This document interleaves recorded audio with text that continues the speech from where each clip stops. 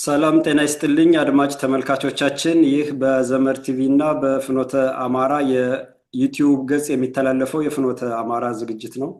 የፍኖተ አማራ አዘጋጅና አቅራቢ አንተነህ ገላይ ነኝ። ፍኖተ አማራ በዛሬው ዕለት የአማራን የህልውና ታጋይ አርበኛ ዶክተር ደብሩ ነጋሽን ይዤ ቀርቤያለሁ። ከዶክተር ደብሩ ነጋሽ ጋር በታሪካዊ ጉዳዮች በታሪካዊ ጠላቶቻችን አማራን አጥፍተን አገር እንሆናለን፣ በፈረሰች ኢትዮጵያ ላይ የራሳችንን አገር እንገነባለን፣ አማራን ካጠፋን በኋላ ኢትዮጵያን ከልካይ አልባ አስቀርተን ሌሎችን በግድም በውድም ጨፍልቀንና አጥፍተን የራሳችንን ማንነት እንዘረጋለን በሚል አማራንና ሌላው ኢትዮጵያውያንን አስተሳስረው የያዙ ገመዶችን በመበጣጠስ ታሪክ በማጥፋት ቅርስ በማውደም ህዝብን እንደ ህዝብ ዘር ለይቶ በማጥፋት ወረራ በመፈጸም ለ400 ዓመታት የዘለቀ ወረራና ጥላቻ እየተፈጸመ ይገኛልና ባለፈው ሳምንት የትግራይ ህዝብ ወይንም የትግራይ ልሂቃን አማራ ጠልነትን ወደ ህዝባቸው እንዴት እንዳወረዱትና ከሁለት ትውልድ በላይ አማራ ጠል ትውልድ እንዴት እንደፈጠሩ ተነጋግረናል። በዛሬው ዕለት ደግሞ የኦሮሞ ልሂቃን ከገዳ ስርዓት የጀመረው የዛሬ 400 ዓመት 500 ዓመት በ16ኛው ክፍለ ዘመን በ1547 በ15 ግማሾቹ አካባቢ 50ዎቹ አካባቢ ወረራ በመፈጸም ቀን ቀን በመሰለል ማታ ማታ ወንዱን በመግደል ሴቱን በማግባት ልጆችን ወደ ኋላ ሄደው አጽመርስት ስም በመቀየር አጽመርስት በመውረር ዛሬ ላይ ደርሰናልና ይሄንን በተመለከተ ከዶክተር ደብሩ ነጋሽ ጋር እንቆያለን። አድማጭ ተመልካቾቻችን ዝግጅታችን እንድትከታተሉ እያሳሰብኩ ጤና ይስጥልኝ ዶክተር ደብሩ፣ እንዴት ዋልክ? እንዴት ሰነበት? እግዚአብሔር ይመስገን። አንተና እንደምን ሰነበት? ደህና ሰነበት? እግዚአብሔር ይመስገን ዶክተር፣ ግብዣዬን ተቀብለህ ስለመጣህ አመሰግናለሁ። በአማራ ስምና እንዳንድ አማራ አመሰግናለሁ። ዶክተር ደብሩ፣ እስኪ ለመጀመሪያ ያህል ዶክተር ደብሩ ማን ነው? ዶክተር ደብሩ ምንድን ነው? ህይወትስ እንዴት ይመስላል የሚለውን እንደው ለአድማጭ የማያውቅ ይኖራልና አንተን ብትገልጽልኝ ዶክተር ደብሩ። ዘብሔር ሐረርጌ ነኝ። ያው የአማራው መከራ በአማራው ላይ ጦርነት እንደተመዘዘ ለረጅም ጊዜ እንዲሁ ጣቴንም ጠንቁዬ ነው ብዬ ባልል በየቀኑ ግልጽ የሆነልኝ ለረጅም ጊዜ የአማራው በአማራ ላይ ጦርነት እንደተመዘዘ እረዳ የነበርኩ ሐኪም ነኝ፣ ሕክምና መምህር ለረጅም ጊዜ በየቦታው በበርካታ አህጉር የሰራሁ ባጭሩ ያነኝ ደብሩ ያ ነው። ኦኬ ዶክተር ደብሩ አመሰግናለሁ። ዶክተር ደብሩ በዓለም ሐኪም በመሆን ሐኪም ብቻ መሆን አይደለም፣ ብዙ ሐኪም አለ። ግን አንተ በሙያም በብቃትም የተለየህ ባስመዘገብከው ውጤትም በስራ ልምድም ሆኖ የዓለም ሐኪም ሆነ በስዊዘርላንድ ተመድበህ እሱን አልፈልግም አገሬን አገለግላለሁ፣ አገሬ ካልተፈቀደልኝም ወደ አፍሪካ ውስጥ ይሻለኛል ብለህ ትልቁን ደሞዝ ትልቁን የቅንጦት ኑሮ አልፈልግም ብለህ ወደ አፍሪካ መርጣል። ይህን ነገር ሰምቻለሁ እና የምትጨምረው ነገር አለ እዚህ ጋር? እንዴት ነው?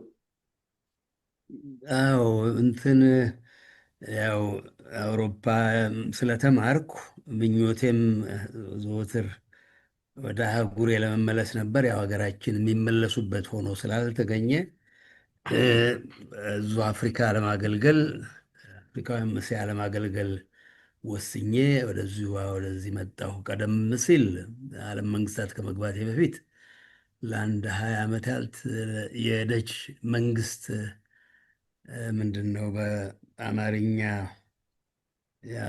ጠበብት ኤክስፐርት በሚል በበርካታ ሀገሮች 4-5 ሀገሮች ሰርቼ ነበር። ከዛ ነው ዓለም መንግስታት የገባሁትና እርግጥ ነው ምድቤ መጀመሪያ የተመደብኩት ደች ውጭ ጉዳይ ሚኒስቴር ምክትል ሕክምናው ሁለተኛ ሰው ሆኜ ነበር የተመደብኩት ዘሄግ እና በእነሱ በጎ ፈቃድ ምኞቴ ወገኖቼን አፍሪካንስ ያለ እንትን ለማለት ነው እና ለማገልገል በሕክምና ብዬ እንትን ብል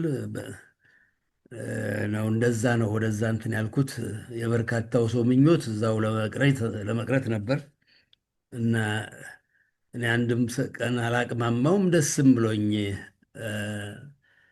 ወገኖቼን አፍሪካኖችንም ሆነ የቀሩትን ላገለግል የበቃሁበት በርካታ ሐኪሞች ካሉበት አውሮፓ ወደዛ ወደ እስያና አፍሪካ መምጣቱ ነበርና በዛ ነው ወደዚህ የመጣሁት። ኦኬ ዶክተር፣ የተለመደ አይደለም የአንድ የጤና ባለሙያ ዶክተር፣ ሜዲካል ዶክተር፣ እንደገና ደግሞ በተመሳሳይ ሰዓት አሁንም ፓይለት አውሮፕላን አብራሪ መሆን እና ምን አነሳስቶ ነው እንደዛ? ፓይለትም ለመሆን ረጅም ስልጠና ይወስዳል፣ ትልቅ ቁርጠኝነትን ይጠይቃል። ምክንያቱም ያው የሰው ሕይወት ስለሆነ ሕክምናውም የሰው ሕይወት ነው እና ሁለቱን እንዴት ተያያዘልህ ዶክተር? እንግዲህ ሐረርጌ እንደመወለዴ ቅድመ አያቶችም ነፍጠኞች አርበኞች ስለነበሩ ብዙ ሐረርጌ በእኔ ጊዜ እኔ በተወለድኩበት አካባቢ በነበርኩበት አካባቢ ብዙዎቻችን ምኞት ወታደር መሆን ነው እና እኔም አይሮፕላን ማብረርና ጠላትን በአይሮፕላን ድራሽ አባቱን ማጥፋት ነበር ምኞቴና በወላጆቼ በተለይ አባቴ ሞቼ እገኛለሁ ስላለ ከዛ ሙያ እንትን ራሴን አቅቤ ወደ ዩኒቨርሲቲ ኮሌጅ ገባሁ። ከዛ ግን ያው በሆዴ የነበረ ነው። በልጅነቴም የልጅነት ጓደኛዬ እዛ ማነው ኢትዮጵያ አየር ኃይል ገብቶ በኢሃፓ አባል ነበር። እዛው ተገድሏል በጥይት እና ምኞቴ ነበር እና ምን አለ የሚጎዳ ነገር በሙያዬም ባላደርገው ልማረው ብዬ በሙያዬ በሁለት ስፔሻላይዝ አድርጌ ምን ከጨረስኩ በኋላ ነው እንግሊዝ ሀገርና ደቡብ አፍሪካ መጥቼ የአውሮፕላን በረራ ትምህርቴን ያገባደድኩት እና ያ ነው ዋናው ምክንያት ለዛ ያበቃ። የሚገርም ታሪክ ነው። ነፍጠኞች ስትል አንድ ሌላ ነጥብ አስታወስከኝ ዶክተር። አሁንም አንተ ጋር አልጨረስንም። የዛሬ 20 ዓመት አካባቢ ሀረሬ ዚምባብዌ መለስ ዜናዊ መጥቶ አንተ ደግሞ እዛ የዚምባብዌ ዩኒቨርሲቲ አስተማሪ ነበርክ መሰለኝ እና በኢትዮጵያ ኤምባሲ ውስጥ ኢትዮጵያውያንን ጠርቶ ስብሰባ ተሰይሞ ነበር እና በራሳቸው ሜዳ ላይ ራሳቸው ኤምባሲ ውስጥ መድረኩን ይዘህ ያለውን ጥፋት እየተደረገ የነበረውን ሁኔታ አገር ማፍረሱን፣ ሽማግሌ ያለማክበሩን እና ባለሙያ ማሳደዱን ከእውቀት አልባ የሆነ የሚፈጸመውን አጠቃላይ ወንጀል ጠቅሰህ መጨረሻ ላይ እኔም ነፍጠኛ ነኝ ብለዋል በመለስ ፊት ለፊት እና ያ ሁኔታ እንዴት ነበረ? እንዴት ተጋበስክ በዚህ አስተሳሰብ? ምክንያቱም ይሄ አማራ ጠል ስሪትና ኤሊት ልሂቃን እንደዚህ ሀቁን የሚናገርን አማራ ከቻሉ ማጥፋት ካልቻሉ በተለያየ መድረክ ብቅ እንዳይል ማድረግ ነው እንጂ ፊት ለፊታቸው አቁመው ልክ ልካቸው እንዲነግራቸው የተለመደ አይደለም እና እንዴት አገኘኸው እድሉን ዶክተር? እንደው እግዚአብሔር ብሎ ባልታሰር ጥይት ነበር የሚገባው፣ ደግሞም ላረገው የምችል ነበር። በነገራችን ላይ የምድሯን ነው የምፈራው እንጂ ሰማዩን አልፈራም። እንደው መንግስተ ሰማያት ሰተት አድርጎ የሚያስገባኝ ነው ይመስለኝ እንደ የእሱም ቢጤ ግንባሩን ብል እና እንደ አጋጣሚ አምባሳደሩ እንደው እንድመጣ ጥሪ ሲያደርግልኝ ብዙ ነበርን። በነገራችን ላይ እዛ ሄደን ያንን ትንሽ ቆንጠር አድርገው ነው ጥቂት ያወጡት እንጂ እሱማ ስለ ኢትዮጵያም ሊነግረን ሞክሮ ነበር እና ለኢትዮጵያውያኖች ለእኛ ኢትዮጵያዊነት መናገር መሞከርህ ለአንበሳ ስጋ የመምተር ያህል ነው ብየውም ነበር። እሷን ቆርጠው ጥለው ያችን እንዲሁ ሰው እንዲያስቅ ብለው ሐኪም ነኝ፣ አውሮፕላን አብራሪ ነኝ፣ ነፍጠኛም ነኝ የምትለዋን ቆንጥሮ ያወጧት ናት እንጂ ብዙ ነበር ያልኩት። አዎ ሰውየውን እሱ ያው ይህንንም ያልኩበት እሱ የባንዳ ዝርያ ነው፣ እኔ ነፍጠኛ ዝርያ፣ የኩሩ አርበኞች ነፍጠኛ ብቻ ሳይሆን የአርበኞችም ዝርያ ስለሆንኩ ያችን እንትን እሱና መሰሎቹ በሙሉ አግበስብሷቸው የመጡት ትግሬዎች የባንዳ ዝርዮች ናቸው። ስዩም መስፍኑ ምኑ የተባሉት በሙሉ የባንዳ ዝርዮች እንደነበሩ ገብረመድህን አርአያ የወያኔ መስራች አባል ከነበሩ ሰዎች አንዱ በአንድ ቃለ መልሱም በጽሁፉም ያን በሰፊው ገልጾት ነበር። የባንዳና የኢትዮጵያ ጠሎች ትግሬዎች ዝርዮች እንደሆኑ በርካቶቹ የአድዋ የባንዳ ዝርዮች እንደሆኑ ገልጾ ነበር እና እውነትም ስናጠራም አያቱ አስረስ ተሰማ የጣሊያን ቡሉቅባሽ የነበረ ነው። አያቱም ቢሆን አንቱ አይገባውም እና ነው ለዚህ ነው አንተ ምለው እና አያቱ ባንዳ የነበረ ነው። እንደውም ከጥብቅ ቋልብሰውት የፈረንጅንትን ምስሉን አይቻለሁ የአያቱን የአስረስ ተሰማ እና እንደዚያ ነበር። የዛሬ 22 ዓመት ነው በነገራችን ላይ። አዎ በጣም ይገርማል። በምክንያት ነው ያነሳሁት ዶክተር ደብሩ ብዙ ተራራ መናድ የሚችል አቅም ያለው አማራ በየቦታው ተመሳስሎና አድርባይ ሆኖ የተሻለ ነፃነትና እንደው ራሱ ምዕራባውያን የሚባለውም የሚመጻደቅበት የሰው ልጅ መብት የመናገር መብት ፍሪደም ኦፍ ስፒች የሚሉት ባለበት ሁሉ ነው ተመሳስለው አንገት ደፍተው ከመጣ ከሄደው ጋር አጫፋሪ አጨብጫፊ አንገት ደፊ ሆነው የሚኖሩ እያሉ አንተን ከዛ ጊዜ ጀምረ በአቋም ጸንተህ መናገር ያለብህን ሀቅና እውነት መድረክና ሰው ሳትመርጥ መናገር ያለብህን በማናቸውም ሰዓትና ጊዜ እየተናገር በምትችለው ልክ እየጻፍክ ትውልድ እያነቃህ እዚህ ደርሰናል እና ያንን ይሄ ትውልድ የኔ ትውልድ እንዲያቅ እንዲማር ለማስታወስ ያክል ነው። አመሰግናለሁ ዶክተር ደብሩ። ወደ ዛሬው ዝግጅታችን ስንገባ የዛሬው ጥያቄን የምጀምረው የኦሮሞ ልሂቃን ባለፈው የትግሬ ልሂቃን አማራ ጠልነትን አቅርበናል። አሁን ደግሞ የኦሮሞ ልሂቃን አለ። የኦሮሞ ልሂቃንም አሁንም አማራ ጠል የሆነ ትውልድ ፈጥረው አማራን በጠላትነት አይቶ አማራ ካልጠፋ መኖር የማይችል አማራ ሲባል ፀጉሩ የሚቆም አማራን መግደል፣ አማራን ማነወር፣ አማራን መጨፍጨፍ፣ ማቃጠል፣ ማረድ፣ ጽንስ ሆድ ቀዶ ጽንስ አውጥቶ መብላት፣ ደም ማፍሰስ በሙሉ ምድራዊም ሰማያዊም የፍትሃዊነት አድርጎ ያሰበ የሚያስብ አማራን ሲገል የሚሸለም አማራን ሲሳደብ ስልጣን የሚያገኝ የሚሞካሽ ትውልድ ተፈጥሯል እና በዛ ዙሪያ እንቆያለን። የመጀመሪያው ጥያቄ ብዙ ህዝብ ዛሬ ኢትዮጵያ ዳግም በኦሮሞ ተወራለች፣ በኦሮሞ ልሂቃን ተወራለች። ህዝቡ ራሱ የኦሮሞ ህዝብ በእነዚህ ልሂቃኖች ተመርቷል፣ ረፉ ሲል አይታይም። ለመሆኑ ስለነኚህ ሰዎች አስገራሚ ታሪክ መጽሐፍ ስለጻፉት ሊቅ ማንነትና ድርሰቱ በአጭሩ እንደው ብትገልጽልኝ። አንድ መጽሐፍ የተጻፈ አለ እና ብዙ ሰው ልብ አላለውም፣ ብዙ ሰው ከጉዳይ አልቆጠረውም፣ ወይንም ደግሞ እያወቀ ዝም ብሏል ማለት ነው እና ስለዚህ ጉዳይ ዶክተር ደብሩ። እሺ፣ አዎ እንትና ናቸው። ስለ በወትሮ ስማቸው ዛሬ እንደ ኃጢአት ተቆጥሯል። ስማቸው ወትሮ መጽሐፉ የተጻፈበት ስማቸው በድፍን በነገራችን ላይ በኢትዮጵያ ብቻ ሳይሆን እነሱ በየቦታው በሄዱበት በወረራ በሄዱበት አካባቢ ሁሉ ይጠሩበት በነበረው ስማቸው ነበር መጽሐፉን የጻፉት። የምንትሴ ታሪክ በሚል እና አባ ባህሪው ይባላሉ። የጋሞ እንትን ማን ነው? የጋሞ መነኩሴ ነበሩ እና ምንድን ነው የገረማቸው እዛ ጋሞም አካባቢ መጥተው ኢትዮጵያ እንደወረሩ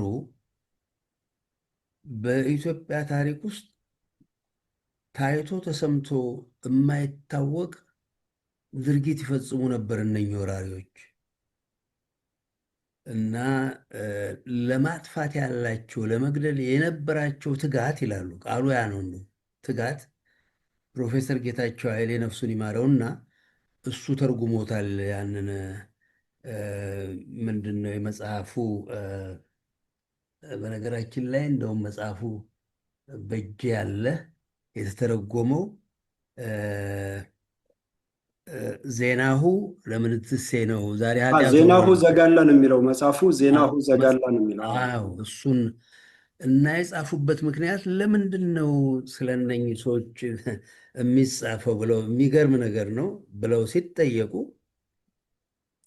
ለመግደል የነበራቸው ትጋት ገርሞኛል ብለው በርካቶች የአንትሮፖሎጂስት የሚባሉ ስነ ሰው የሰውን ባህሪ የሚያጠኑ አንትሮፖሎጂስቶች ፈረንጆች የሚሏቸው ብዙ ጊዜ ሰው ሀገር ሄደው ቋንቋውን ባህሉን ምኑን ሳያውቁ በትርጁማን በስማ በለው ነው ጠይቀው የአንድን ሕዝብ ባህሪ የሚጽፉት። እኚህ ሰውዬ ግን ከ400 ዘመን በላይ የነኝህን ሰዎች ባህሪ አድራጎት በቅጡ ለመረዳት ያስችል ዘንድ እነሱን መስለው ግማሽ እርቃናቸውን ሆነው ቋንቋቸውን ተምረው ይህም መጽሐፍ የጻፉት። በዓለም ውስጥ ከሳቸው የቀደመ የረቀቀ አንትሮፖሎጂስት የለም። ሕክምና በምማርበት ጊዜ አውሮፓ ማርጋሬት ሚድ የምትባል ነበረች። አንድ አሜሪካዊ እንደ ትልቅ ነገር ተቆጥራ እዚህ ኢንዶኔዥያ የሚባል ሀገር ሄዳ ዛሬ ኢንዶኔዥያ ፓፓ ኒው ጊኒ ይባላል። አሁን ሀገሩ ተከፍሎ ገሚሱ የኢንዶኔዥያ አካል ነው፣ ገሚሱ ደግሞ ነፃ ወጥቷል። እዛ ሄዳ እነኚህ ሰው ይባሉ የነበሩ ሰዎችን አጥንታ በዓለም ሊቀ ሊቃውንት የተባለች ሰው ናት። ቋንቋቸውን ሳታቅ እንዲሁ በአይታ ገምታ በጻፈችው መጽሐፍ ከእሷ 300 ዘመን በላይ ቀደም ብለው ነው ያች አባባሪያን የጻፉት። እና እነኚህን ሰዎች አይተው ገጸ ባህሪያቸውን እና ዛፍ የሚነቅሉ ያገኙትን ነገር ሁሉ ከከብትና ከበግ ከፍየል በስተቀር ያገኙትን ሁሉ ጨፈጭፎ የነበሩ ናቸው። ፈረስና በቅሎን ምን አያውቁም ነበር። በዚያ ጊዜ ያገኙትን ይገሉ የነበሩ ሰው ናቸው እና ተደንቀው ነው የጻፉት። ምን አይነት ፍጡራን ናቸው ብለው እና በየስምንት ዓመቱ መሪ ይመርጣሉ። ጎረምሳ 8 ዓመት የሚመራ የገዳ ስርዓት ማለት ነው። የገዳ ስርዓት በዛ በየቦታው እንግዲህ እያንዳንዱ የተቻለውን ያህል ገሎ ድንበር ማስፋት ነው። በየ8 ዓመቱ አሁን ዛሬ እነሱ ልሂቃን በየ8 ዓመቱ ነፍሰ ገዳይ መምረጣቸው ዲሞክራሲ ተብሎ እንደውም በዩኔስኮ አስመዝግበውታል። የፈረንጅ ሙታኖች ይህንን እንኳ በቅጡ ሳይረዱ መዝግበውታል አሉ መሰለኝ፣ እንደ ትልቅ ነገር ተቆጥሮ እና የነፍሰ ገዳዮች ደንብ ነው ይሄ።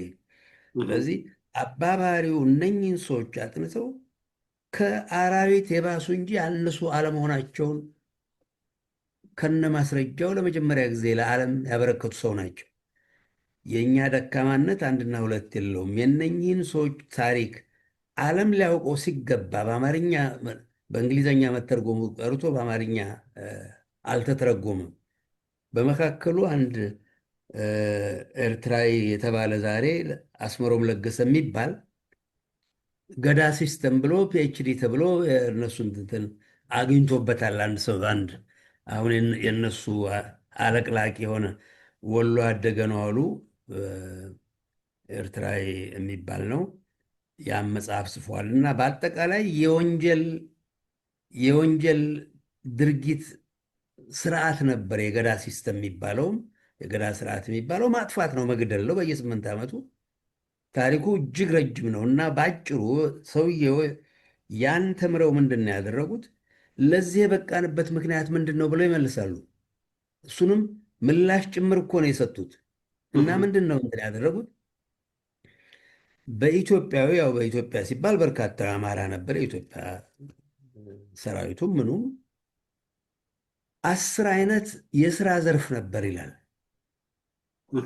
እነኛ አረመኔዎች ሴት ወንዱ በዘረፋና በሰው ግድያ ሲሰማራ የኢትዮጵያዊ ወገን ያው በርካታው አማራ የነበረበት የስራ ዘርፍ ነበረው። ግማሹ አናጺ ነው፣ ግማሹ ገበሬ፣ ግማሹ ቀዳሽ፣ በየእምነቱ በርካታ ሙያ፣ ግማሹ የመንግስት አስተዳደር እንዲህ ነበረውና ጥቂቱ ነበር ይዋጋ የነበረው እና ለውጊያ ይሰለፍ የነበረው በጣም ጥቂት ሆኖ ስለነበር 90% ያህል ይሳተፍ ስላልነበር በቀላሉ እየገሰገሰ እየገደለ ሀገር ሊያሰፋ በቃና ኢትዮጵያውያኖች በርካታውም ያው አማራው እንዲህ አይነት አረመኔዎች አይቶ አይቶ ስለማያውቅ ከሰማይ መቅሰፍት የመጣብን ነው እንጂ ሰው ብሎ አይገምትም ነበር። ሰውን ያህል ነገር አርዶ የሚዘለዝል እና እየሸሸ ምን እያለ ይሄ ደግሞ የሆነበት ግራኝ በርካታ ሀገሮችን በእንትን ማን ነው ግራኝ ሳይሆን ቱርኮች በወረራ ግራኝን ተገልግለውበት ኢትዮጵያ ችግር ላይ በነበረችበት ጊዜ ነው ተከትለው የመጡት። የነኚህ ሰዎች አንዱ ትልቁ ባህሪ ጀግንነት የሚባል የማያውቁ ያልታጠቀን ሕፃናትን ወንድ አሮጌ ሽማግሌ ሳይባል ማንኛውንም ያገኙትን የሚገሉ ናቸው። ፈረንጅ ኦፖርቹኒስቲክ የሚላቸው ጊዜ አግኝቶ ምንድን ነው በሰመረለት ማነው በተመቸው ጊዜ ሁሉ ወደኋላ እማይል ለመግደል ለማለት ነው። እና እንደው አንድም የአሜሪካዊ አዋቂ ስለነሱ መጽሐፍ ጽፎ ስለነሱና ስለ አማራው ሲያወዳድር የኢትዮጵያን ታሪክ የጻፈ ሌቪን መሰለኝ፣ ዶናልድ ሌቪን በግሬተር ኢትዮጵያ። አዎ በደቦ የሚገሉ አማራው ባላንጣውን በቀነቀጠሮ በዚህ ቀን እንግጠም ብሎ እንደውም መሳሪያም በሚይዝበት ጊዜ ቆሞ ነው የሚተኩሰው። እንኳን ተጋድሞና ተንጋሎ ቀርቶ ወይ ቁጭ ብሎ ቀርቶ ጠላቴ እንዲያይም ብሎ ነው የሚያደርገው። እነሱ ግን በደባ ነውና ብሎ እሱ እንኳ ታዝቦ ጽፎባቸዋል። እና እንዲህ አይነት ፍጡራን ናቸው። እና ባጭሩ አባባሪው ያን መጽሐፍ የጻፉት እነኚህን ሰዎች ኢትዮጵያውያኖች በቅጡ አውቀው መላ እንዲመቱላቸው ነበር ይህን ያደረጉት። እና 400 ዘመን ቆየ። ዛሬ ከ400 ዘመን በኋላ ነው እንግዲህ ድፍን ኢትዮጵያን በተለይ አማራውን አጥፍተን አገር እንይዛለን ሊሉ የበቁበት። የነሱ አይደለም የሚያስገርመው ነገር 400 ዓመት በላይ የአንድን ሊቅ የአባባሪውን አስተምሮ ለመማር ያልፈቀደ ዱልዱም ህዝብ ነው ሊወቀስ የሚገባው። እኛ ነን የምንወቀስ። እነኝህን ለ400 ዓመት ያዘልን የተሸከመን ማንም አድርጎት የማያውቅ እነ ጀንጊስ ካን አውሮፓን በወረሩበት ጊዜ በ40 ዓመት ነው ድፍን አውሮፓ ተቀስቅሶ ድራሽ አባታቸውን ያጠፋ። 400 ዓመት የተሸከመን እኛ ነን ኢትዮጵያኖች ማለት ነው። እና አይደንቅም የነሱ የማድረግ ወደሽ ከተደፋሽ ቢረግጡሽ አይክፋሽ ነው። እና ባህሪው ፍጡር ከባህሪው በላይ አይውልም የሚሉ ነበር አንድ ጀነራል። አረመኔ ነው እንትን አይልም፣ ኃይል ብቻ ነው ሊመክተው ሊመልሰው የሚችለው። እና ያ ባለመሆኑ ለዚህ የበቁት ባጭሩ ያን በዛ ልቋጭ። አመሰግናለሁ ዶክተር ደብሩ። ይሄ የገዳ ስርዓት በነመለስ ዜናዊ በዩኔስኮ ይመዝገብ ብለው ሲያመጡት የኬንያ ልሂቃን ማህበር በሰሜን አሜሪካ የሚኖር ተቃውሞ አቅርበው አዘግይተውት ነበረ የሚል ነው። አንድ ሰነድ ሁሉ አንብቤያለሁ አስታውሳለሁ። እና ይህንን እንዲሁ በአጋጣሚ ስላነሳው ነው። ቀጣዩ እንትን ነው። አሁንም ይሄ ከሰማይ የመጣ መቅሰፍት የሚባለው ግራኝ አህመድ የወረወረው ድንጋይ ይባላል። አንዳንድ አካባቢ አሁን ወደ ጎጃም አካባቢ አንድ እኔ የማውቀው አለ። እንደገና ደግሞ ወደ ሀረርም ባቢሌ አካባቢ እንደዚህ የቆሙ ድንጋዮች አሉ እና ግራኝ አህመድ በግራ እጁ የወረወረው ይባላል። ይህንን ፍልስፍና ግራኝ አህመድን አግዝፎ ከጀርባው አማራን ማጥፋት፣ ክርስትናን ማጥፋት፣ የኢትዮጵያ ኦርቶዶክስ ተዋሕዶ ቤተክርስቲያንን አጥፍቶ የቱርኮችን ወራሪነት እስልምናን ለማስፋፋት እነሱ እንግዲህ አገሪቷ ውስጥ የነበረውን ቤተ ክርስቲያንና የክርስቲያን የሆነን ነገር በሙሉ አጥፍተው ነው መስጊድ ሰርተው እንትን ያደረጉት እና ያንን ለማስፈጸም የመጣን ኃይል ትውልዱ በሆነው ልክና ዓላማውን ከነግብሩ ማሳወቅ ሲገባ ግራኝ አህመድን እንደ ግለሰብ አድርጎ ከሰማይ የወረደ ግዙፍ አድርጎ መቅረጽ እና በዛ ልክ ማስተማር ለምን ተፈለገ? ዶክተር ደውል እንደዛ የሚባል ነገር ስላለ የኛ ድንቁርና አስበውትም አይመስለኝ። እኔ እንደ በነገራችን ላይ ግራኝም አልነበረም ሰውየው ስሙም እና ማን ነበር ስሙ? በነገራችን ላይ አዳል ነው ምናምን የሆነ ስም ነው እንትኑ አሁን አልመጣልኝም። እና እ፣ እ፣ በአጠቃላይ እ፣ አንድም እንደው የተገነዘብኩት ነገር እ፣ ግልጽ የሆነው ነገር ምንድን ነው? ሀቅን በማድበስበስ እ፣ ታሪክን በማድበስበስ እ፣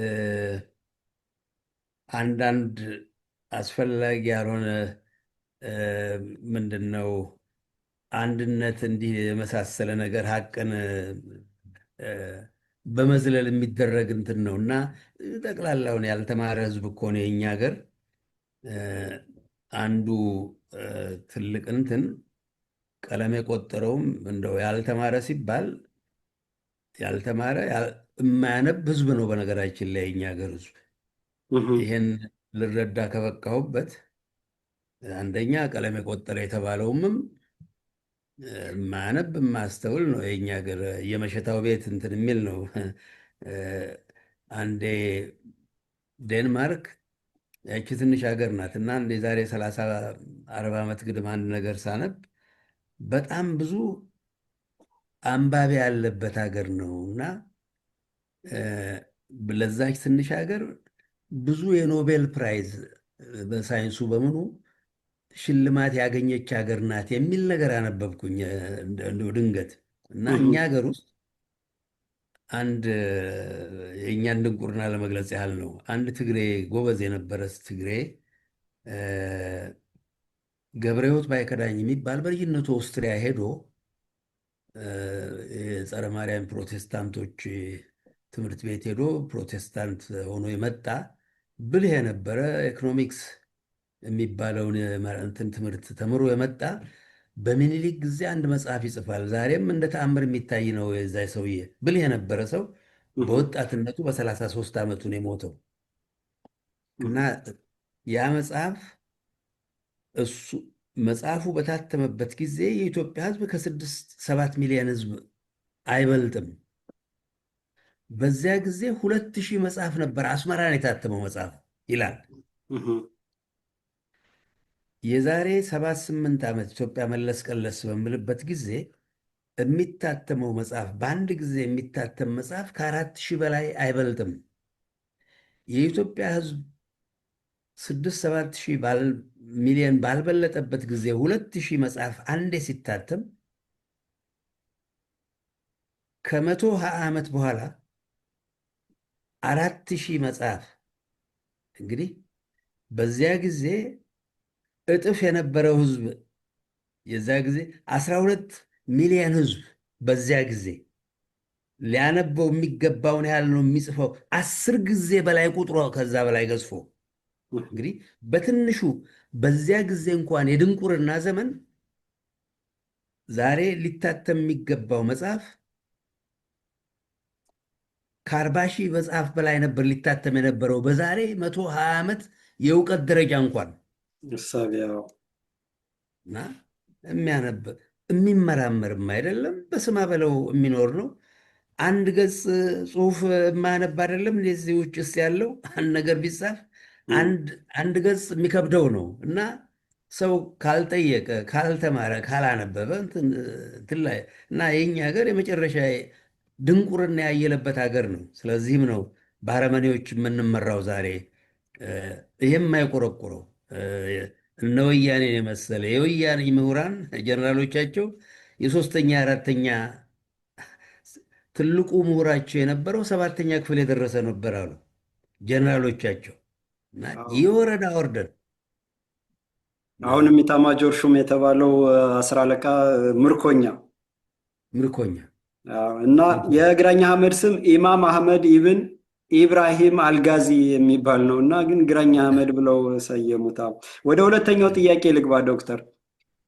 ብዙ የታሪክ አዋቂዎች የ1966 ዓመተ ምህረቱ ወይንም እንደ ፈረንጆች አቆጣጠር የ1974 የኢትዮጵያ አብዮት የኦሮሞዎች አብዮት ነው ይላሉ እና ያልጠረጠረን አማራ ሊቃንና የወታደራዊ መኮንን እና ንጉሱንም ጨምረው ፈጁ። ሀብት ንብረቱን ወረሱ። መሬትን ላራሹ ብለው መሬቱን ነጠቁ። ሀብት ንብረቱን ሁሉ ወረሱ። ከዛ የቀጠለ እስከ ዛሬ ድረስ አዲስ አበባን ቤት እየፈረሰና እየተወረሰ ነው ያለውና ስለዚህ ብታስረዳን ዶክተር ደብሩ። በጣም ትክክል ነው። በነገራችን ላይ እኔም ቅርብ ጊዜ እኔ የተረዳ ነው ዋናው ነገር እንጂ ትክክል ነው። የ1966ቱ አብዮት የሚባለው በትክክል ሲአይኤም ይህም ገልጾታል። በነገራችን ላይ በ1974 እንደውም ቅርብ ጊዜ የማይቸዋል ያን ነገር የነኚህ ሰዎች አብዮት ነው ብሎ ነው እንትን የገለጸው። የነኚህ ሰዎች ጥንታዊ ኢትዮጵያን ለ3500 ዓመት የዘለቀ በዓለም ረጅሙን መንግስት ስርወ መንግስት ገርስሰው ንጉሱን ገለው አፍነው ገለው የኢትዮጵያን ሊቃን በነቂስ አማራውን ገለው የገደሉበት ከ83 በላይ ሰው ነው የተፈጀው፣ 60ዎቹ የሚባለው ከዛ ውስጥ 95 በመቶ የሚሆነው አማራ ነው። በመቶ የሚሆነው አማራ ነው እና ጥቂት ኤርትራውያኖች፣ ትግሬ፣ ምናልባት ጉራጌ እንደዚህ ገለ ይሆናል። ኦሮሞ ከሚባለው አንድ ሰው ሳይነካ ይሄን ያደርጉ የነበሩት ኦሮሞ ነኝ የሚለው መንግስቱ ኃይለማርያም የ8ኛ ክፍል ውዳቂ፣ የእሱ ቢጤ ውዳቂዎች፣ መንግስቱ ገመቹ የሚባል ሌላ እነኙ ረመኔዎቹ ዝርያ፣ ደበላ ዲንሳ፣ ተካት ሁሉ እነኙ ሁሉ የሁለተኛ ደረጃን ትምህርት ቤት እንኳ ማነው ለቅፈው የማያውቁ ደርሰው የማያውቁ እነኚህ ናቸው። እንግዲህ ደርግ የሚባለውን በርካታ ውስጥ ደርግ ወደ 200 ነው ምትስ የሚባለው በርካታው እንደውም አማራ ነበር ይባል የነበረው እና የአማራ እዛ ውስጥም ያሉ ተባባሪዎች ሊባሉ ይገባቸዋል። ግን ይሄንን ስም እያወጡ እያነበቡ በግፍ ሁሉ በሚገደልበት ጊዜ እንደውም አንድ መጽሐፍ ባለፈው ደጃች መጽሐፍ ላሳይ። እንደውም ናቸው የዚህ መጽሐፍ ደራሲ ይታያል መጽሐፉ። የሆቴ ደጃዝማች ወልደ ሰማዕት ገብረ ወልዳ።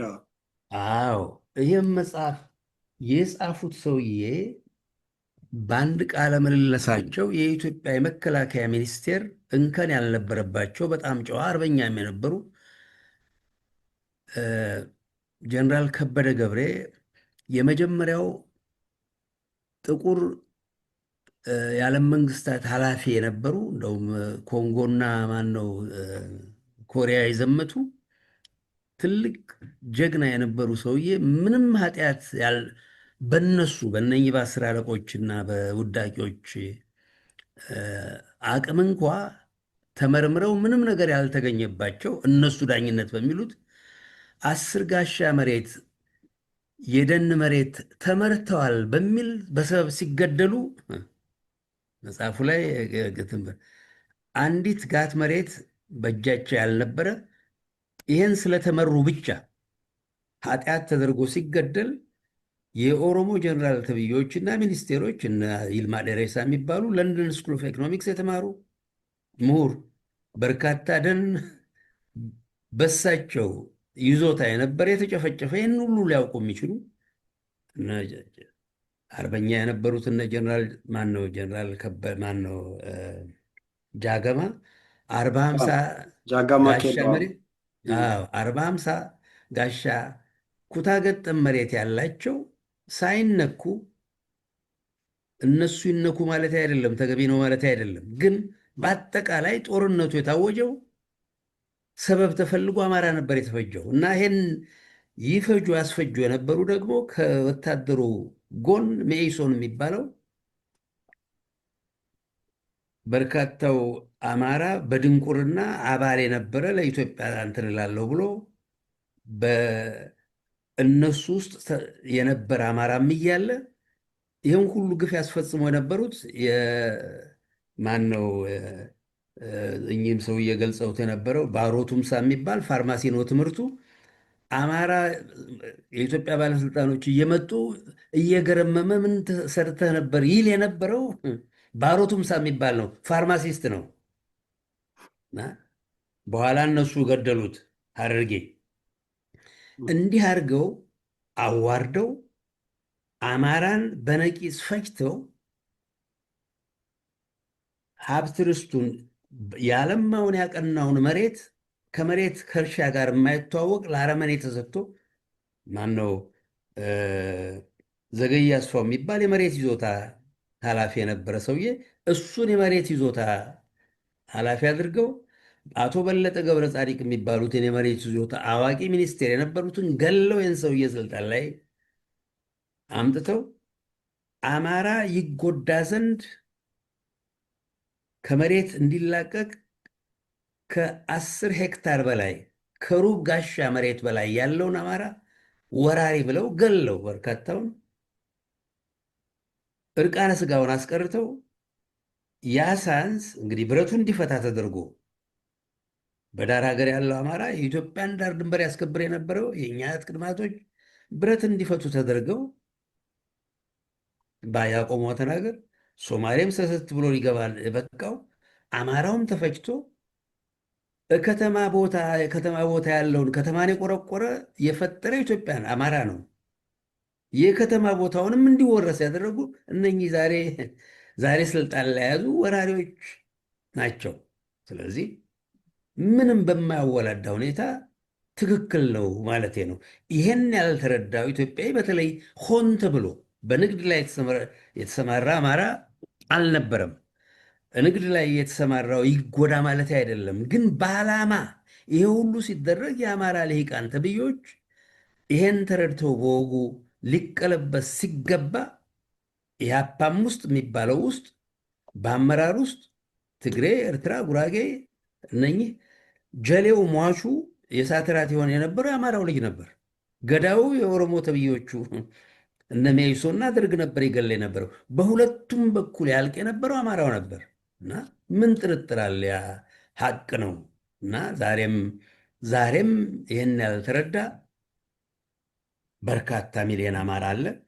እነኚህን ነገዱን ባንዶቹን ትግሬ ሰብስቦ ያመጣቸው የሶስተኛ አራተኛ ክፍል ውዳቂዎች ያንኑ ተግተው የመሃል ሀገሩ አማራ ይሄን እንኳ ሊያቅ እንዳይችል አድርገው አደንቁረው ዛሬ ከ8 ሚሊዮን በላይ አማራ ሊፈጅ በቃው ጠላቱን እንኳ በወጉ ያውቅ ያልነበረ አማራ ነው እና ባጭሩ ትክክል ነው ለማለት ያህል ነው። አመሰግናለሁ ዶክተር ደብሩ። ልክ ነህ። ይሄ መሬት ላራሹ በወቅቱ የነበረው እንደውም ሲታወጅ የኢትዮጵያ ሕዝብ 28-29 ሚሊዮን የነበረ ነው። መሬት ደግሞ ኢትዮጵያ ካላት የእርሻ ምቹ ከሆነው መሬት ውስጥ የለማው የሩብ ሩቡ ነው የሚለው በቁጥር የተቀመጠ የለም። እንግዲህ የሩብ ሩቡ ወደ 40 ሚሊዮን የሚሆን ሄክታር መሬት ለእርሻ ምቹ የሚሆን አለ። የሩብ ሩቡ ወደ 2 ሚሊዮን ምናምን አካባቢ ነው። ያንንም አማራ እሾህ ወግቶት እባብ ነድፎት ጊንጥ ነክሶት ነው ላቡን ጠብ አድርጎ ያለማ። ባፈራውም ሀብት ከተማ ቆርቁሮ ቤት ሰርቶ ንብረት አፈርቶ ድርጅት ፈጥሮ ይኖር ነበርና የመሬት አዋጁን በማወጅ አማራን ከመሬቱ በመንቀል የኢትዮጵያን ስሪት ለማፍረስ አማራም ያፈራውን አንጡራ ሀብት ለመውረስና ለመበተን ያስችላል የተባለውን ደርግ ነው የፈጸመውና ያንንም የተሳሳተ ስም መሬት ላራሹ ካራሹ እንደተነጠቀ ሁሉ መሬት ላራሹ የሚባለው አዋጅ በግልጽ አሁንም ድረስ እስከዛሬም ድረስ ያልተረዳለ እስከዛሬም ድረስ እንደ ትልቅ ነገር እንደ ጀብዱ የሚያወሩ ሰዎች አሉ። ይሄን አስፈጽመናል የሚሉ ሰዎች አሉ እንደነ ሻለቃ ዳዊት አይነትና አሁን ያለንበት ሁኔታ አሁን ያለው ትውልድ መስቀለኛ መንገድ ላይ ነው። እስካሁን ድረስ እየተንከባለለ የመጣው ህዝብን ማጥፋት፣ አማራን ማጥፋት እና ሀገር ማፍረስ፣ ኢትዮጵያን ማፍረስ እና ሌላ ሀገር መመስረት አሁን መቆም አለበት ነው። ትውልድ ካለ ስጋት በባህሉ፣ በእምነቱ፣ በቋንቋው ኢትዮጵያዊ የሆነ በኢትዮጵያ ግዛቱ በአጽመ ርስቱ መቀጠል አለበት እና ይሄንን ለማድረግ ደግሞ የተደረገበትን ወደኋላ የተሰረዘውን የተጋረደውን እንዳይሆን የታፈነበትን ሁሉ ማወቅ አለበት እና በኢትዮጵያ ምድር ስር ነቀል ለውጥ መምጣት አለበት። እነዚህ አጥፊ አደረጃጀቶች ከስራቸው ተነቅለው ለህግ መቅረብ አለባቸው፣ በህግ መታገድ አለባቸው የሚለውን ነው። አሁን ወደ ሶስተኛው ጥያቄ የምገባው እንግዲህ ይህንን ነገር የማነሳው ዶክተር ደብሩ እነዚህን ነገሮች ከስር ነቀል ለውጥ ለማምጣት ምክንያታችን ምንድን ነው? ለስር ነቀል ለውጥ አስገዳጅነት የሚያበቃን የሚለውን ለማሳሰብ ነው ለትውልዱ፣ በተለይ የህልውና ትግል ላይ ለሚገኘው ለአማራ ህዝብና ለአማራ ወጣት። ወደ ሶስተኛው ሲሄድ እንግዲህ ያለፈ ሳያንስ ዛሬ የብዙ ኢትዮጵያውያን እምነቶች በሆኑ በተለይ በተዋህዶና በተዋህዶ ኢትዮጵያ ኦርቶዶክስ ተዋህዶ እምነት ላይ እና በጥንታዊ እስልምና እምነት ላይ በሰንደቅ ዓላማ ላይ በአማርኛ ቋንቋ ላይ በፊደል ላይ በቀን መቁጠሪያ ላይ ታሪካዊ የሚያደርጉ ኢትዮጵያን የሚያስተሳስሩ ቅርሶች፣ ታሪኮች፣ የጋራ መገለጫ በሆኑ ሴቶች ላይ እልቆ መሳፍርት የሌለውን ውድመት፣ ካህናትን፣ አባቶችን፣ አዋቂዎችን መግደል፣ ማሳደድ፣ መውገር፣ ተቋሞችን ማቃጠል፣ ማጥፋት፣ መውረስ፣ ህዝብን ከቀየው በጅምላ ማፈናቀልና መሬቱን መውረር፣ የህዝብ ሀብት መዝረፍ እየተባለ ወደ እንግዲህ እነሱ በመዘገቡት ደረጃ ነው በፓርላማ ሳይቀር ከ2 ሚሊዮን በላይ 2.5 ሚሊዮን አማራ ጠፍቷል ብለዋል። አጠቃላይ በየቦታው በየጢሻው እየገደሉ የሚጥሉት ሳይቆጠር እንዲሁ በእነሱ በሚያወጡት መረጃ እንኳን ወደ 8 ሚሊዮን አማራ ተፈጅቷል። ይህንን እንግዲህ አውሮፓን ወረው የነበሩ አረቦች እንግዲህ ጣፋንታቸው ከስፔን እንዴት እንደሆነ ሁሉ ይታወቃል። እና አሁን ያለው የዚህ አማራ ጠል ኦሮሞ ትውልድ የፈጠረው የኦሮሞ ልሂቃን ህዝብ እያጠፋ ሀገር እያፈረሰ የቀጠለ ከደርግ የጀመረ ከዛ ኦነግ አለ ከዛ ኦህዴድ ምናምን እያለ አሁን ብልጽግና ምናምን እያለ ደርሷል። እና የዚህ መጨረሻ ምን ይመስላል? ምን የሚሆን ይመስላል ዶክተር ደብሩ? ምንም ነገር መቋጨቱ አይቀርም፣ ምንም ነገር መዘጋቱ አይቀርም እና ይሄ መጨረሻው ምን ይመስላል? እንደው በሰላምም ለመቀጠል አገርም ትውልድም ለመቀጠል ያለህን ብታብራራልን። እሺ፣ አዎ፣ ምንድን ነው እንግዲህ ታሪክ ብዙ ነገር ያስተምረናል። እነኚህ ሰዎች ቅድም እንደጠቀስከው ወደ 8 ሚሊዮን በላይ ነው የፈጁት። በጠላት ጊዜ ከአውሮፓ መጥቶ ድፍን አፍሪካን ለመቀራመጥ ጥረት ያደርጉ ከነበሩ ፈረንጆች ወደ 1 ሚሊዮን ህዝብ ነበር ያለቀው ኢትዮጵያ ውስጥ። ከዛ ኢትዮጵያ ውስጥ ብቻ ኢትዮጵያ ውስጥ ከዛ 90 በመቶ በላይ ያኔም ያለቀው አማራ ነው። እንግዲህ ዛሬ ኢትዮጵያ ውስጥ እንዲኖር የተፈቀደለት ወራሪ ከናካቴው አትኖሩም ብሎ በሚልበት ጊዜ ለዚህም የበቃንበት የኛ ጠቅላላውን የኛ ቃል የለኝም እኔ ቻይነትም ምንም እና አፄ ቴዎድሮስና አፄ ዮሐንስ ድረስ የእነኝህን ሰዎች መቅሰፍትነት ተረድተው ከሀገር እናበራለን የሚል ትልም እንደነበራቸው ነው የሞቱት ሁለቱም። እና ታላቁ ንጉሥ አፄ ምኒልክ ቸሩ መሐሪው ተዋልደናል፣ ተጋምደናል፣ ይኑር እየገበረ ይኑር በሚል እነኚህን ሰዎች ከድፍን ኢትዮጵያ በትንሹ ከሰፈረበት ነቃቅሎ ማውጣት ማባረር እየቻሉ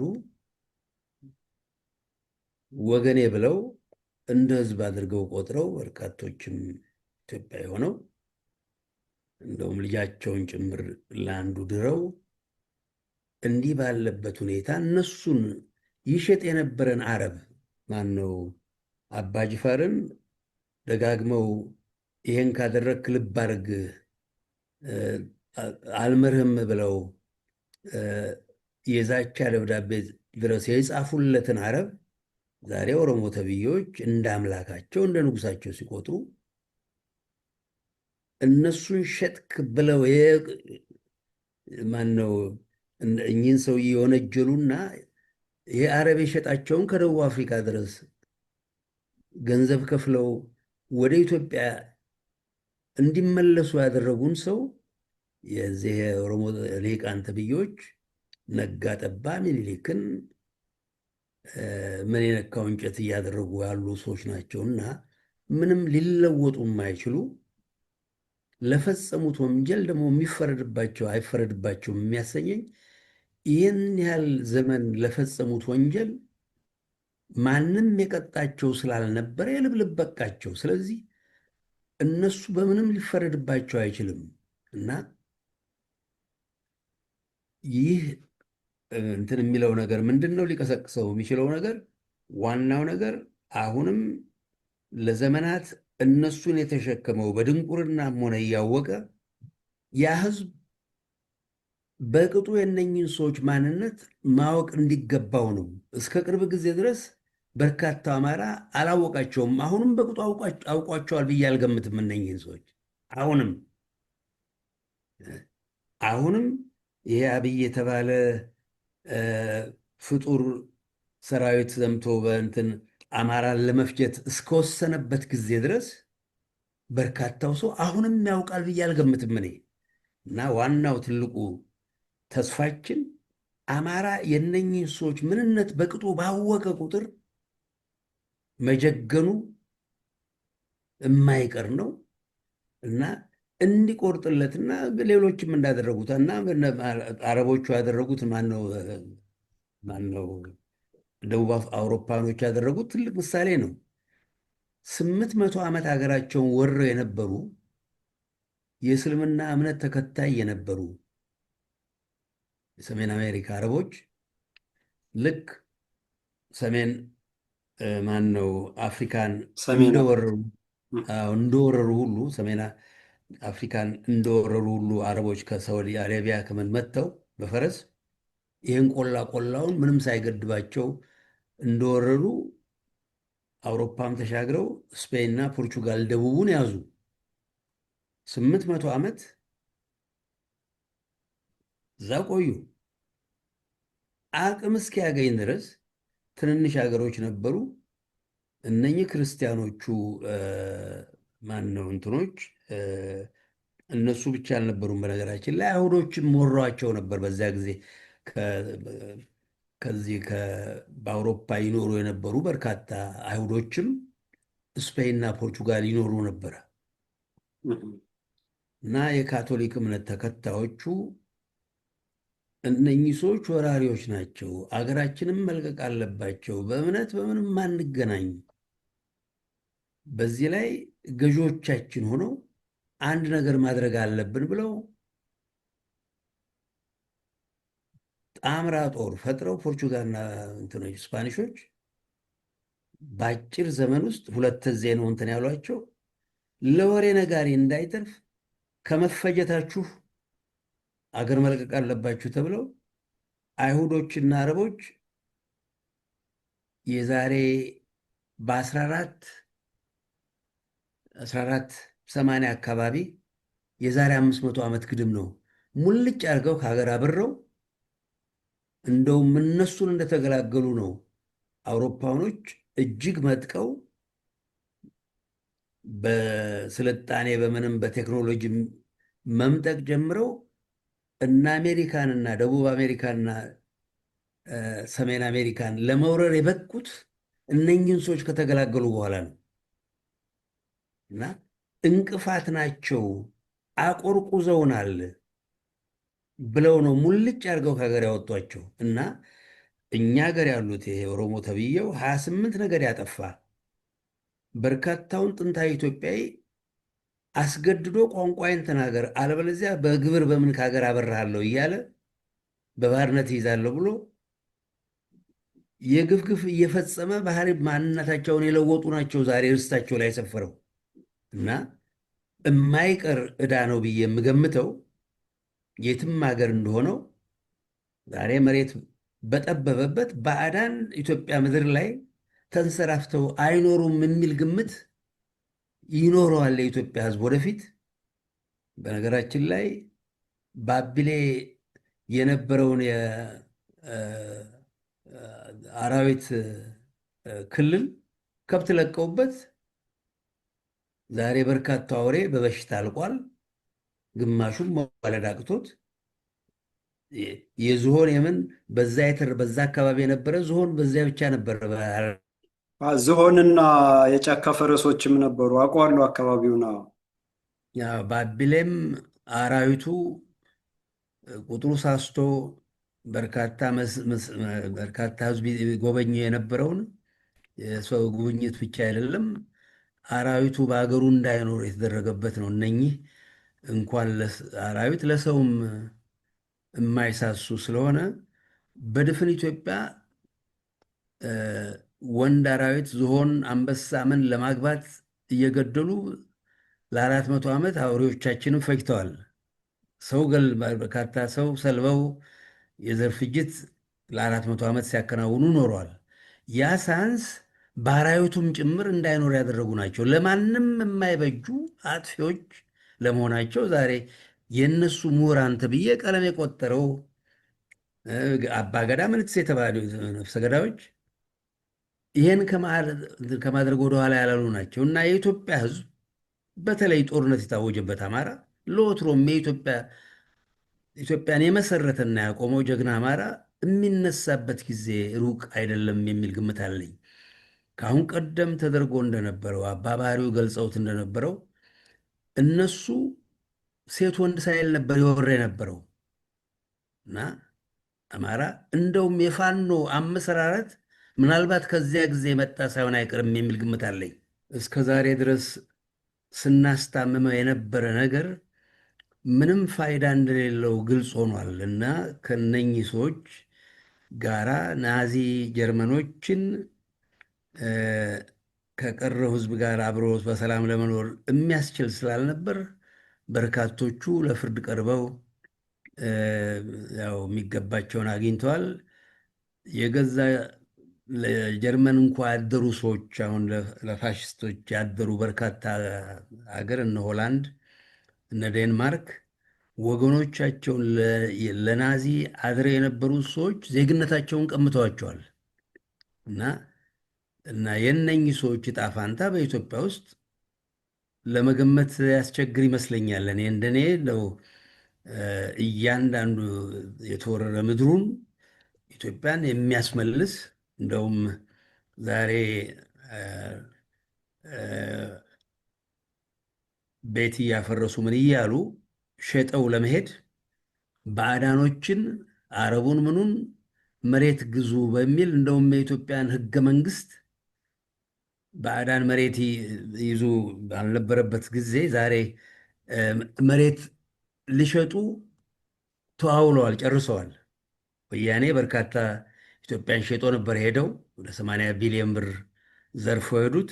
እነኚህም ሌሎች በኢትዮጵያ ጠላት ማነው ጦርነት የመዘዙ ወራሪዎች አገሪቷን ሸጠው ወደ ልሂቃኖቻቸው ለመሸሽ ያሰቡ ይመስላል እና በሰላም ኢትዮጵያ ውስጥ ይኖራሉ የሚል ግምት የለኝም። በአጭሩ ሊሆን የሚችለው ገምተው የወረሩትን መሬት ጥንታዊ ኢትዮጵያዊ በእጁ እንደሚያደርግ ጥርጥር የለኝም። ይሄ ይሆናል የሚል ግምት አለኝ። ርስት በሺህ ዓመቱ ለባለቤቱ ነውና ፍትህ አንዱ ወንጀል የፈጸመ መቀጣት ብቻ ሳይሆን ያስከትለውም ቀውስ የእነኛ አረመኔዎች የወረሱት ርስት መሬት ለባለቤቱ መመለሱ ሀብት ንብረቱም ለአገሪቷ በየሄዱበት ታድነው ለፍርድ እንደሚቀርቡ ምንም ጥርጥር የለኝም እና የፋኖም ትግል እና የቀረውም ኢትዮጵያዊ ይህንን የፋኖን ትግል በወጉ ሊደግፈው የሚገባው እነኚህን ሰዎች ለዘለቄታ መገላገል እንዳለበት እና ርስቱን በእጁ የማድረግ ኃላፊነትም ጭምር ስላለበት ነው። በጣም ጥሩ አመሰግናለሁ ዶክተር። እንግዲህ ይሄ ሀገር የመሸጥ ነገር በዚህን መቀጠል እንደማይችል እና ጀንበርም ስለጠለቀችባቸው መጥፊያቸውም ስለደረሰ አሁን ይሄ የፕሮፓጋንዳው የሰጣ ገባው የተንኮሉ የተውኔቱ ጉዳይ ነው እንጂ በጦርነት እንደተሸነፉ ማምነዋል። በጦርነት የሶስት ወር ዕድሜ ገደብ ቆጥረው አማራን አንበርክከን ትጥቁን አስፈትተን ቀበቶውን አስወልቀን ምናምን ያሉት ቅዠት ሁሉ ቅዠት ሆኖ አላውቀውታልና ፓርላማ በሚባል የነሱ አጨብጫቢ ካድሬ የተሰበሰበበት አማራም ተብዬ ተወካዮች አብረው ድራማ ተውኔት የሚሰሩበት ባሉበት ውስጥ የአገር ሀብት ቋሚ ንብረት መሬትን ጨምሮ ለውጭ እንዲሸጥ በሚል ከሀገር የዘረፉትን ሀብት በውጭ ባለሀብትነት አብረው ከአረቡም ከደመጣጩ ኢምፔሪያሊስት ኃይልም ጋር አብረው መጠው ለመግዛት እየተሰራ ነው። ይሄ የኢምፔሪያሊስቱ ኃይልም በእነሱ ጋር ተግባብቶ የሀገሪቷን የብሔራዊ ባንክ ሕግና ደንብ አስቀይረው ወደ ውስጥ በመግባት በሀብቱ በንብረቱ አዛዥ ናዛዥ ለመሆን ስራው ሁሉ ተሰርቶ አልቋል፣ ተወስኗል። ይሄ አማራን ከመሬቱ እና ነባር ኢትዮጵያውያን ጉራጌውን፣ ሀዲያውን፣ ከምባታውን፣ አፋሩን፣ ሶማሌውን ከመሬቱ እየነቀሉ ኮሪደር ልማት እየተባለ የተወረረው መሬትም ከፊሉ ተሽጧል። ከፊሉ ደግሞ ራሳቸው ሊገዙት እያመቻቹት ይገኛሉ። ይህ ሁሉ ፍጻሜው የሚያገኘው ፍትህ ይሄ ስርዓት ሲወገድ ይሄ ስርዓት ተነቅሎ ከስሩ አደረጃጀቶች በህግ ታግደው አመራሮች ለፍርድ ቀርበው ሀብት ንብረት ለኢትዮጵያውያን እና ለኢትዮጵያ ሲመለስ የተጎዳ አማራ ብቻ ሳይሆን ሌላውም ካሳ ሲቀርብ ፍትህም ሰፈነ የሚባለው ጊዜ ይርጋ ሳይገድበው አንድ ጋት መሬት አንድ ስንዝር መሬት ሳትቀር ለባለቤቱ ተመልሶ ወንጀል በአማራ ብቻ ሳይሆን በሌላውም ተፈጸመብኝ የሚል ካለ በሀቅና በእውነት ወንጀሉ ተነግሮለት ነው የህልውና ትግሉ መጠናቀቅ ያለበት። የሚጠናቀቀውን በዛ ልክ ነው። በዛ ልክ ካልሆነ ከአዙሪቱ ስለማንወጣ ማለት ነው። ዶክተር የመጨረሻ ያልኩትን ጥያቄ ላምጣና አንተ የህክምና ሰውነ ባዮሎጂውንም ባዮኬሚስትሪውንም በደንብ ታውቀዋለህና አንድ መድረክ ላይም አማራ ሺህ ዘመን በኢትዮጵያ ላይ ለመኖሩ ዋቢ ማስረጃ አለ በሳይንስ የተረጋገጠ የሚል ነጥብ አንስተህ ተወያይተናል፣ አዳምጫለሁ። ያንንም አድማጭ ተመልካች እንዲያውቅ እሱን አያይዘህ ከዛ በመቀጠል ይህንን ከ50 ሺህ ዘመን በላይ የኖረን ህዝብ አጥፍቶ አገሪቷን አፍርሶ ሌላ ሀገር ለመመስረት ደፋ ቀና እየተባለ አማራም እንግዲህ 50 እና 60 ዓመታት እየተገደለ እስካሁን ደርሰናል። ለአሁኑ ሰዓት ደርሰናል ማለት ነው እና አብዛኛው አማራ ግን ይሄንን ሀቅ በቅጦ የተረዳ አይመስልም፣ ያወቀም አይመስልም። የሚያልፍ ጊዜያዊ የግለሰቦች አስተሳሰብ እንጂ በድርጅት ደረጃ ተደራጅተው በተቋም ደረጃ ተቋም ገንብተው በርዕዮተ ዓለም ደረጃ አማራን ያጠፋ ኢትዮጵያን የሚያፈርስ ርዕዮት ቀርጸው ኦሮሙማ ርዕዮተ ዓለም የሚባል ቀርጸው እያጠፋ መሆኑን የሚያውቅ ምናልባት በጣት የሚቆጠር ነው እና በቅጡ ሲረዱ ህዝብ ይሄን በቅጡ ሲረዳ ይሄንን ዘሩን ያጠፋን ምስቅልቅል ውስጥ የከተተ የመኖር አደጋ ውስጥ ሌላው ኢትዮጵያንም ሰላምና ደህንነቱን ነጥቆ የመኖር አደጋ ውስጥ የከተተ አገር ያፈረሰ የአገር ሉዓላዊነት ያስደፈረ የህዝቡንና የኢትዮጵያን ታሪክ የህዝቡን ነፃ ህዝብነት የኢትዮጵያን ታላቅ አገርነት ያዋረደ ያረከሰን ስርዓት መጨረሻ እንደው ህዝብ ሲያውቅና ሲረዳ ምን አይነት ምላሽ ይሰጣል? ምክንያቱም ከስራው ተባሯል፣ ደሞዝ የሚከፍል የለም፣ ቤቱ ፈርሶበታል፣ 2-3 እያፈረሰ ደግመ ስራ እየተባለ ናላው ዙሯል።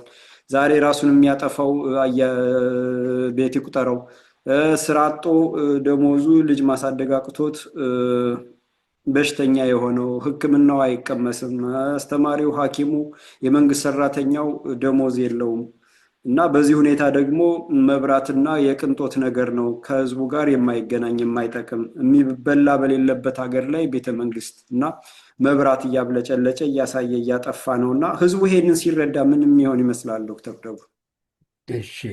ወይንስ ምን መሆንስ አለበት? የሚያዋጣውስ ምን ሲደረግ ነው የሚለውን አብረህ እንድታይልን።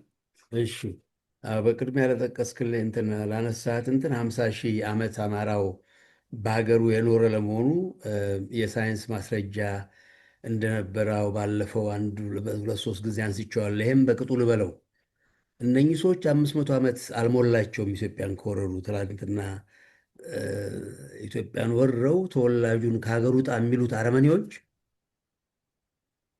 500 ዓመት እንኳ ባልኖሩባት ሀገር ነው። አማራው 50 ሺህ ዘመን በኢትዮጵያ ለመኖሩ እንደው ማስረጃውን ልጥቀስ።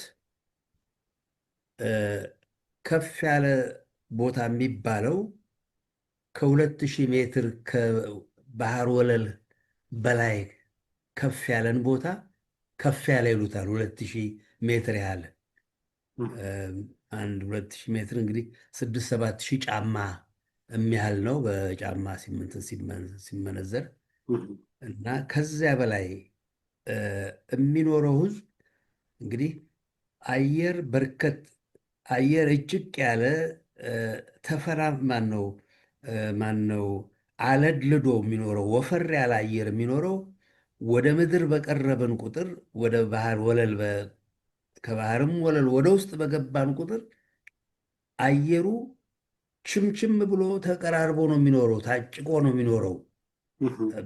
አየር እጭቅ ነው አየሩ። ልክ እንደው ማን ነው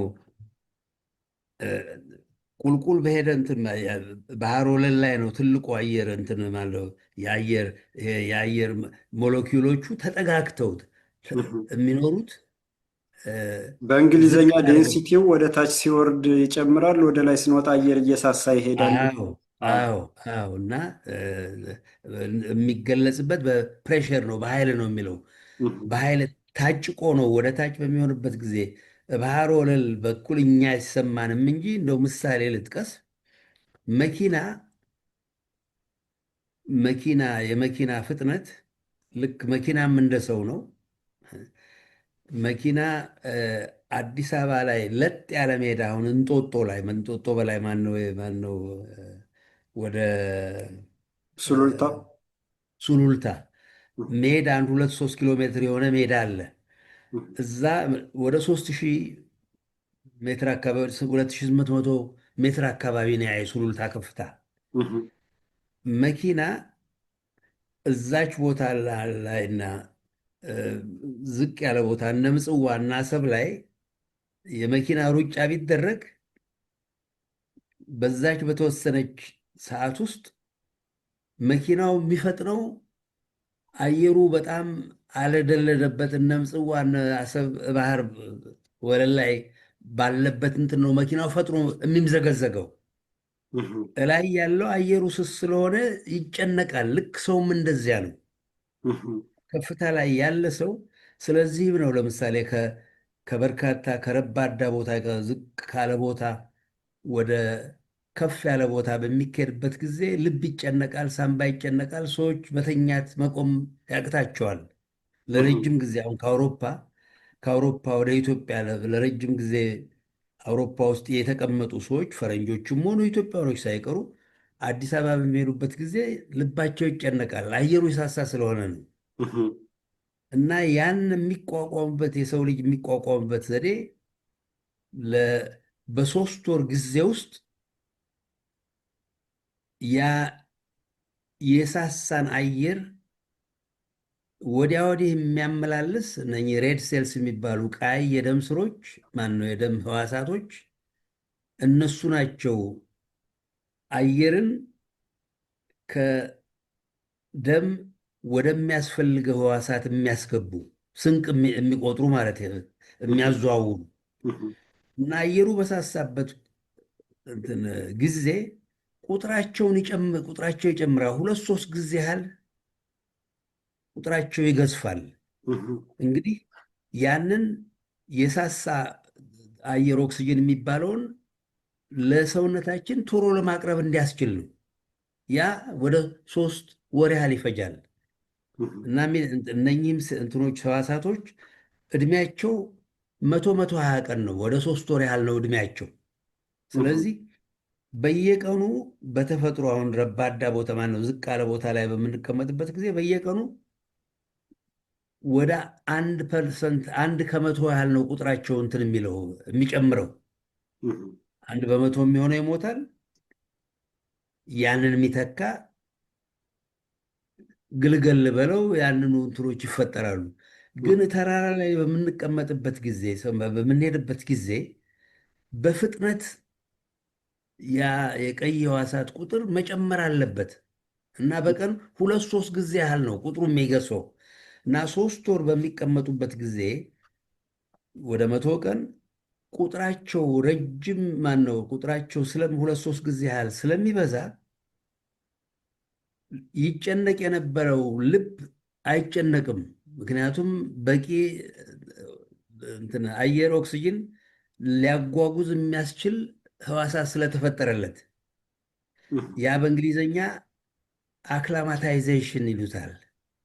መላመድ ነው፣ ይላመዳል። ስለዚህ ነው ሯጮች አሁን ከአውሮፓ ከምን ወደ 2-3 ወር ይቀመጣሉ እነ ኬንያ እና ኢትዮጵያ መጥተው። በዚያ ጊዜ የነኚህ የቀይ ሕዋሳት ቁጥር እጅግ ስለሚገዝፍ ሩጫ ቢኖርባቸው አውሮፓ ውስጥ ከ3-4 ወር በኋላ 3 ወር ከፍታ ቦታ ላይ ተቀምጦ ዝቅ ያለ ቦታ ላይ ውድድር በሚኖርበት ጊዜ በርካታ ቀይ ሴሎች ኦክስጅን የሚያጓጉዙ ስላሉት የመቅደም እድሉ ከፍ ይላል እና በአጭሩ ምንድን ነው ከፍታ ቦታ ላይ ለመኖር አስጨናቂ ስለሆነ የሬድ ሴል ቀይ ሕዋሳት ቁጥር ሲገዝፍ ብቻ ነው ያንን የሳሳ አየር ለመቋቋም የሚያስችለን እና አማራው ላይ ምንድን ነው የተገኘው? አማራና ገርካ የሚባሉ ኔፓል የሚኖሩ ነባር ሰዎች ላይ የተገኘው የደም ባህሪ ምንድን ነው?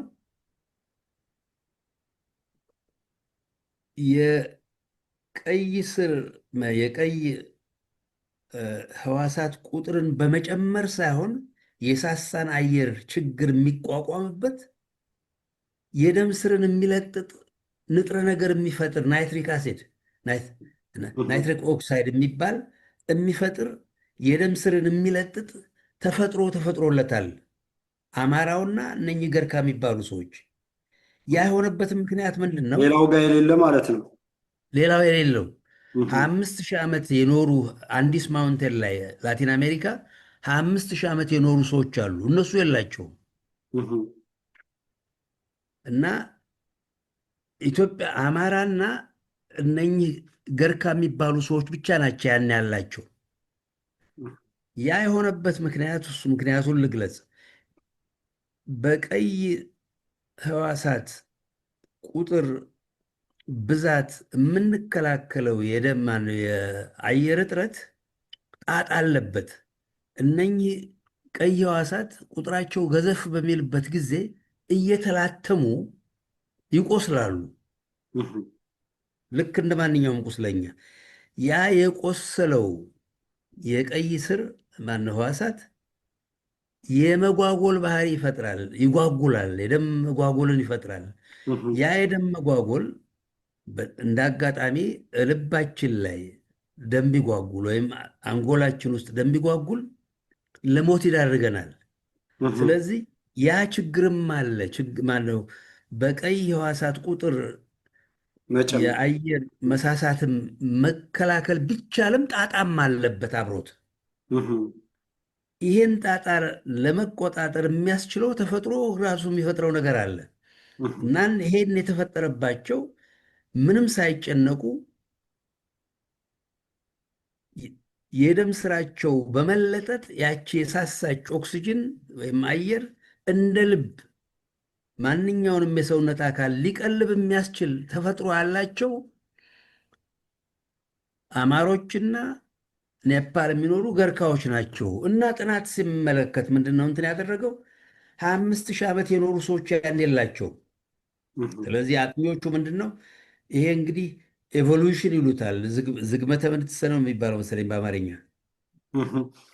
ኤቮሉሽን ዝግመተ ውልደት ይሆናል። ምንድን ነው ባጭሩ አንድ ሰው አሁን ለምሳሌ እንደው ጥሩ ምሳሌ ልጥቀስ። ድመት፣ ውሻ፣ ቀዝቃዛ ሀገር የሚኖሩ ውሻና ድመቶች ፀጉራቸው በርከት ይላል። ያንን ብርድ ለመከላከል የሚያስችል ሰፊ ብርድ ልብስ፣ ትልልቅ ብርድ ልብስ ለብሰዋል ማለት ይቀላል። አሁን ልብ ብላችሁት እንደሆነ ልብ ብለው እንደሆነ እህ፣ እ፣ ፈረንጆች በርካቶች ፀጉር ይበዛቸዋል እህ። ሰውነታቸው አዎ ቀዝቃዛ ሀገር ስለነበሩ እንግዲህ ፀጉር መብዛት ማለት እ፣ ሙቀትን የሰውነትን ሙቀት እንዳያመልጥ አቅፎ ደግፎ ስለሚይዘው ነው። እንደ ብርድ ልብስ እንዳንሶላ ያገለግላል። ፀጉራምነት አ፣ ዝግመተ ለውጥ ማለት ነው። ኦኬ። ዝግመተ ለውጥ ነው የሚባለው። አዎ አ፣ እንደዚያ ነው እህ፣ ኤቮሉሽን። አ፣ እና ተፈጥሮ ያን ለመከላከል የሚያስችል አሁን እንዳልኩት ከብቶች የእኛ ሀገር ከብቶች ፀጉራቸው ስኮትላንድ ያሉ ከብቶች አሉ። እህ፣ ቀዝቃዛ ነው ስኮትላንድ፣ እህ፣ በጣም ቀዝቃዛ ነው። እህ። ልክ እንደ አንበሳ ጋማ የሚመስል እንትን ያላቸው ናቸው ከብቶቹ የሚላጩ ብርዱን በጎች ለመከላከል ለሱፍ የሚያስችል። የሚሆን አዎ። እህ፣ አዎ ለምሳሌ በጉም እንደዚያው ፍየሉም እንደዚያው ፀጉራም የሚሆነው ተፈጥሮ ያንን ቀዝቃዛ ሁኔታ ለመከላከል እንዲያስችላቸው ነው። እህ፣ በሞቃት ሀገር በሚኖሩበትም ጊዜ እነኛ እንትኖች ከበርካታ ትውልድ በኋላ ያ ፀጉር ይጠፋል እህ። እና ይሳሳል። ትንሽ በቃ አንሶላ ብቻ ይለብሳሉ ማለት ነው። እና አዎ። ተፈጥሮ የሚያደርገው ነው ይሄን እና ያን ለማድረግ ተፈጥሮ ያን ያደላቸው በትንሹ ለ50 ሺህ ዘመናት መኖር ይኖርበታል። አንድ ሰው ያን ተፈጥሮ ዝግመተ ለውጥ ለማግኘት የሚበጅ እህ፣ የሚበጅን የደም ስርን የሚለጥጥ ነገር ለመንትን ለማግኘት በሰውነታችን ውስጥ ሊፈጠር የሚችለው በትንሹ ለ50 ሺህ ዘመናት በእንደዛ አየሩ በሳሳበት ቦታ ስንኖር ነው። በሂደት አዎ። እነኚህ እህ፣ አዎ እነኚህ ኢትዮጵያን የወረሩ ሰዎች እባሌ ተራራ ላይ ሰፍረዋል። አጠኗቸው። ከፈረንጅ የተለየ አይደለም ባህሪያቸው። እህ። ከትላንትና ከዝቅተኛ ቦታ መጥተው ለመስፈራቸው መረጃው ምንድን ነው? የቀይ ሴል ነው። እንደ ማንኛውም እንደ ፈረንጁ እንደ ማንኛውም የቀይ ሴል ቁጥር የቀይ ህዋሳት ቁጥር ብዛት ነው እነሱን እዛ ያቆያቸው። እህ። ያን የላቸውም። አማራ ያለውን የላቸውም። እና በአጭሩ አማራ ላይ በኢትዮጵያ ተወላጅነቱ ነዋሪነቱ ለ50 ሺህ ዘመናት የኖረ ለመሆኑ የአንድ መረጃ ነው። እንግዲህ ያውም በሳይንስ የተረጋገጠ ማለት ነው። ሳይንስ የተረጋገጠ ነው። በዓለም አንቱ የተባሉ እንትኖች ያጠኑት ነው። ትላንት አዎ። ኢትዮጵያን የወረረ ሃይማኖት የሌለው ከአራዊት ያነሰ ተወላጁን ውጣ በሚልበት ጊዜ ምን ሊከተል እንደሚችል መቼም ለመገመት የሚያዳግት አይመስለኝም። አማራው ብቻ አይደለም፣ የቀረውም ኢትዮጵያዊ እኔ በተወለድኩበት አካባቢ ሐረርጌ የዛሬ ስንት ዘመን እነኚህ ሰዎች ስልጣን አገኙ በተባለበት ጊዜ ወያኔ በሸሸበት ጊዜ 150 በላይ ሶማሌ ነው ጨፍጭፎ የገደሉት። አደሌ ታውቀዋለህ? አደሌ አደሌን አለሚያ አውቀዋለሁ። አዎ። አጠገብ አዎ። አዎ። እና ሶማሌ እንደውም እንደ ሰው የማይቆጥራቸው በነገራችን ላይ እነኝህን እንደ ሰው የማይቆጥራቸው የኢትዮጵያ ሰራዊት መንግስት ነበረ። እነሱም ሆነ አፋሮች እነሱን በጥይት ግራ ያጋቡ በነበረበት ጊዜ ይገላግል የነበረው የአማራው መንግስት የሚባለው ነበር። እህ፣ ዛሬ እነሱ ሆነው ተወላጁን፣ አፋሩን፣ ሶማሌውን፣ አደሬውን፣ ከምባታውን፣ ሀዲያውን፣ ጋሞውን፣ ከፍቾውን ማንኛውንም ድፍን ኢትዮጵያዊ ከሀገር ውጣ ብለው እየገደሉ እንትን እያሉ ነው። ጋሞን ከ20 ሺህ ሰው በላይ እነኛን ጥበበኞች ዶርዜዎችን ከሀገራችን ውጡ ብለው 89 ነው እዛ ቡራዩ የተባለ ቦታ የገደሉት ፖሊሶቻቸው ሳይቀሩ እና የቀበሌ እነኝህን የጸጥታ አስከባሪ አይደለሁም ያለ ጊዜ የዚህ የኦሮሞማው ያለ ጠቅላይ ጊዜ ሚኒስቴር ማለት ነው። አዎ አዎ እና ሰው ናቸውና ማን ነው ይሄ አማራውና የቀረው ኢትዮጵያዊ መቼም እ፣ ለአንዳንዶቻችን ቃል የለንም። ይሄን ተሸክሞ የሚኖር ህዝብ ግን ማንኛውም ነገር በእኛም አባባል አለው መሰለኝ እ፣ ጽዋዩ ሲሞላ በዚህ በሳይንሱ በፊዚክስ ኤላስቲክ ሊሚት ይላሉ። እህ። እ፣ ምንድን ነው ላስቲክ ተስቦ ተስቦ ተለጥጦ የሚያልቅበት የመጨረሻው ተለጥጦ ማለት ነው። ይበጠሳል እና አዎ። እ፣ ያ ጊዜ መድረሱ ምንም ጽዋው ሞልቷል። እንደው እንደው እንዳለ ነው እንትን የፈሰሰውና እነሱን አያድርገኝ የሚያሰኝበት ጊዜ ላይ የደረሰን ይመስለኛል። የቀን ጉዳይ ነው። በየቀኑ እኛ ለረጅም ዘመናት እንጮህ ከነበረው የበለጠ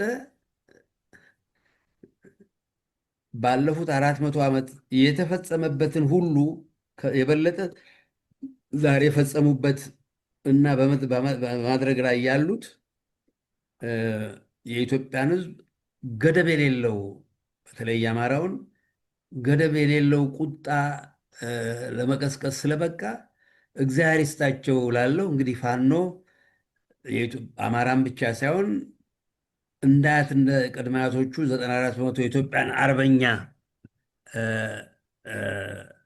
ሆነው ኢትዮጵያን የጠበቋት ሰዎች ዝርዮች አገራቸውን ከነኚህ ከኦሜክላ ከሾክ የማይለዩ አረመኔዎች እንትን የሚሉበት ጊዜ ሩቅ አይደለም። የቀረውም ኢትዮጵያዊ ሳትሰማው አልቀረም። በቅርብ ጊዜ ከድፍን ኢትዮጵያ ከ30 ከ40 በላይ ደቡብ ኢትዮጵያን እንትኖች አብረው ሰምረው ይህንን የጠላት መንግስት ድራሽ አባቱን ማጥፋት አለብን የሚል ደረጃ ላይ ደርሰዋል። በይሉኝታ በምን የሚዘሉበት ጊዜ ፍራቻውም ቆፈን እየለቀቃቸው ነው። ወደፊት ብቻ ለዛ ያብቃን እንጂ የነኚህ ሰዎች ታሪክ በዓለም እንኳን በኢትዮጵያ በዓለም ቋሚ እንትን እንዲሆን እንደ ምሳሌ ትምህርት ሊሆን የሚቻልበት ጊዜ ላይ የደረስን ይመስለኛል።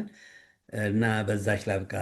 አንተና በጣም ግሩም ነው ዶክተር ደብሩ። አሁን እንግዲህ በዚህ ልክ አማራን አጥፍተን አገር እንሆናለን አማራ እያለ እንኳን ደብረ ዘይትን፣ አዲስ አበባን፣ ናዝሬትን የትላንቱን ይቅርና እነ ፈጠጋረን እነ ናርያን እነ ቢዛምንን የእኛ ነው ማለት አንችልም፣ ማስረጃውም ታሪኩም የለንም ይላሉ የራሳቸው ልሂቃኖች። እና ግዴታ አማራ መጥፋት አለበት ብለው ነው የተነሱት። ርዕዮተ ዓለማቸውን የጻፉትም ልክ ወያኔዎችም እንደሚሉት እንኳን ወልቃይትን ተከዜን ተሻግረን ወልቃይት፣ ጠለምት፣ ጠገዴን፣ አምባላጌ፣ ማይጨው፣ ኮረም መሆኔን ይቅርና አክሱም ላይ የእኛ ነው ማለት የሚያስችል ነገር የለንም፣ መሰረት የለንም። እና ያለን አማራጭ ይሄን ህዝብ በነገራችን ላይ እውነታቸው ነው። አክሱምም አማራ የቆረቆራት ናት። እነኚህ ሰዎች አክሱም በተቆረቆረችበት ጊዜ ትግሬ የሚባልም ነገድም ስሙም የለ። ከ4ኛው ከ5ኛው ክፍለ ዘመን በኋላ ነው ትግሬ የሚባልም እንትን ያለውና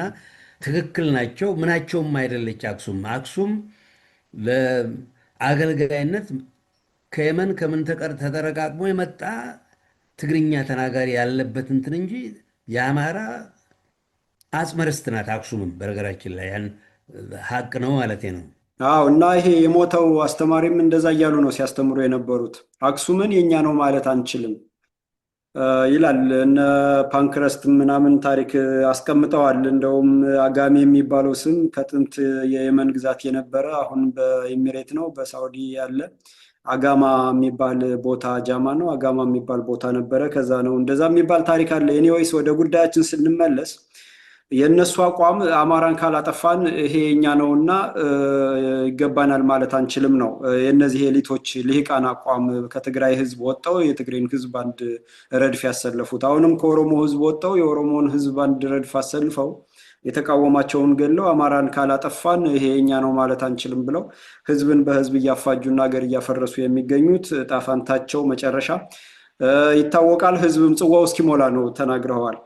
አሁን ግን የኔ እንደው ጠቅለል አድርጌ እንደ መልእክት አደራ እንድታስተላልፍልኝ የምፈልገው እነዚህ የሚተማመኑት አማራው ጋር ሆዳሙን እየሰበሰቡ ቅጥረኛ ባንዳ እየፈጠሩ ሰርጎ ገብ እያስገቡ ነውና አሁንም ፋኖን ከፊት ተሰልፈው ከፊት ሰርገው ገብተው አብረው ከትግሉ ጋር በቅለውና አድገው ቅጥረኛ ባንዳዎች አሉ። አንድ ወደፊት ሲሄድ 5 ወደ ኋላ የሚመልሱ ወደ ቀኝ ሲባል ወደ ግራ እያሉ እንደው የተለያየ በዘርም በምንም በዓላማም በግብም የተለያየ በማስመሰል አሁን እንኳን ለአንድነት ህዝቡ ብርቅ እንዲሆንበት ደረጃ ያደረሱ ውስጡን እየከፋፈሉ አካባቢያዊነትን እያነገሱ በቦታ ስሞች ተጠርንፈው እያነገሱ ለነዚህ አጥፊዎች ለነዚህ ሀገር ደምሳሾች እነዚህ ዘር አጥፊዎች አደረጃጀቶች ማምሻም ዕድሜ ነው እያሉ እንዲያመሹ የሚያስችሉ አሉና እነዚህ ቅጥረኛ ባንዳዎች ወገናቸውን በዚህ ልክ ክደው እነዚህ አጥፊዎች ደግሞ አማራን አጥፍተን ነው ሀገር የምንሆን እያሉ ኢትዮጵያንም ሲያስፈርሱ የበደሉ ልክ ክፋቱ ያሳያልና ለቅጥረኛ ባንዳዎችን ህዝቡም እንዲጸየፋቸው ከመሃሉም ነቅሎ እንዲያወጣቸው መንጥሮ እንዲያወጣቸው ለቅሞ ልቅም አድርጎ እንዲያጸዳቸው ሌላው ኢትዮጵያዊም እውነትን ፈልጎ ለሀቅ ለራሱ ብሎ አብሮ ከፋኖ ጋር እንዲሰለፍ እንደው ባደራ መልክ የምታስተላልፈው መልእክት ካለህ ለመጨረሻ ዶክተር ደብሩ። በጣም ጥሩ።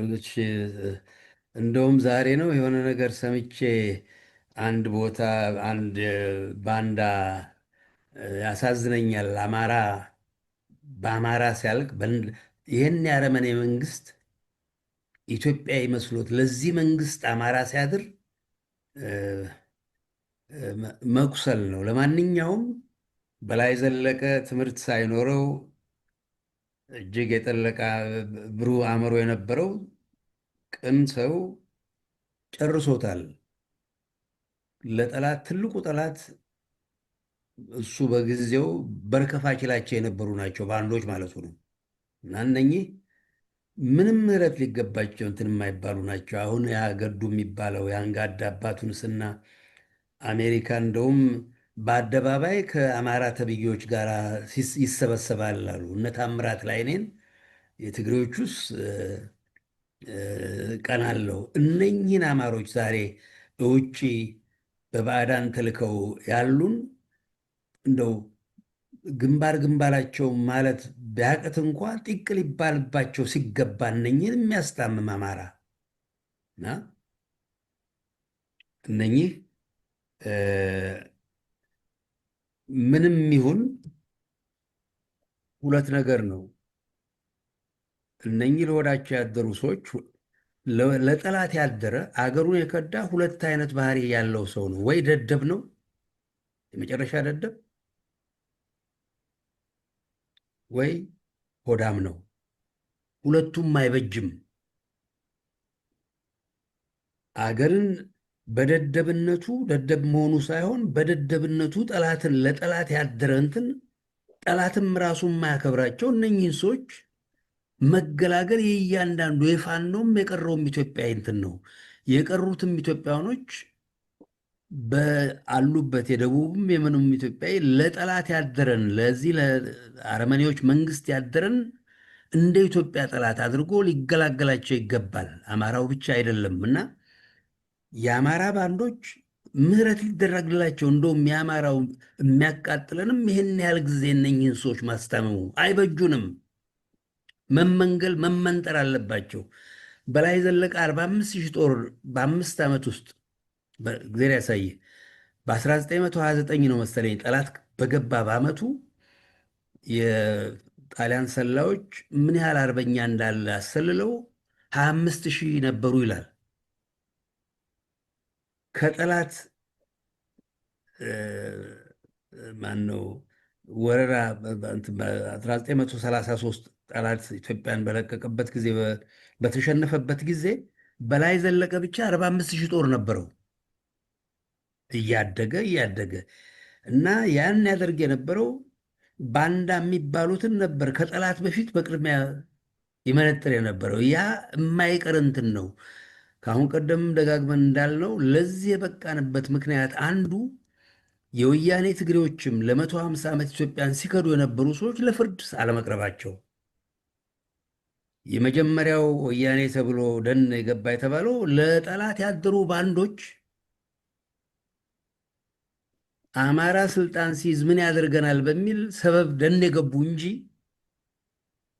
በሁለተኛው ጦርነት እንደሚባለው የመሬት ምንትስ ግብር ሐሰት ነው።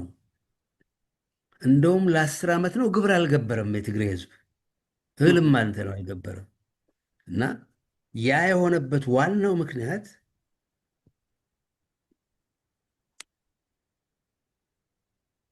ለዚህ ለበቃንበትም ባንዳ የማንም የትግሬው አርበኛ አልነበረም። በሁለተኛው ጦርነት ባልኩበት ጊዜ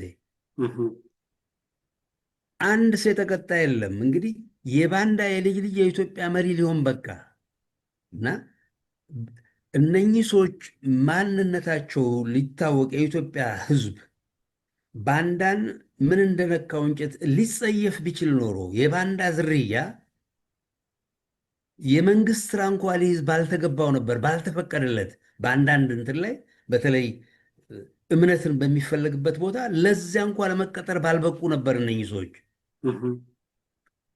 የባንዶች ልጆች ናቸው ኢትዮጵያን የመሩ። ኦሮሞ ከሚባለው ውስጥ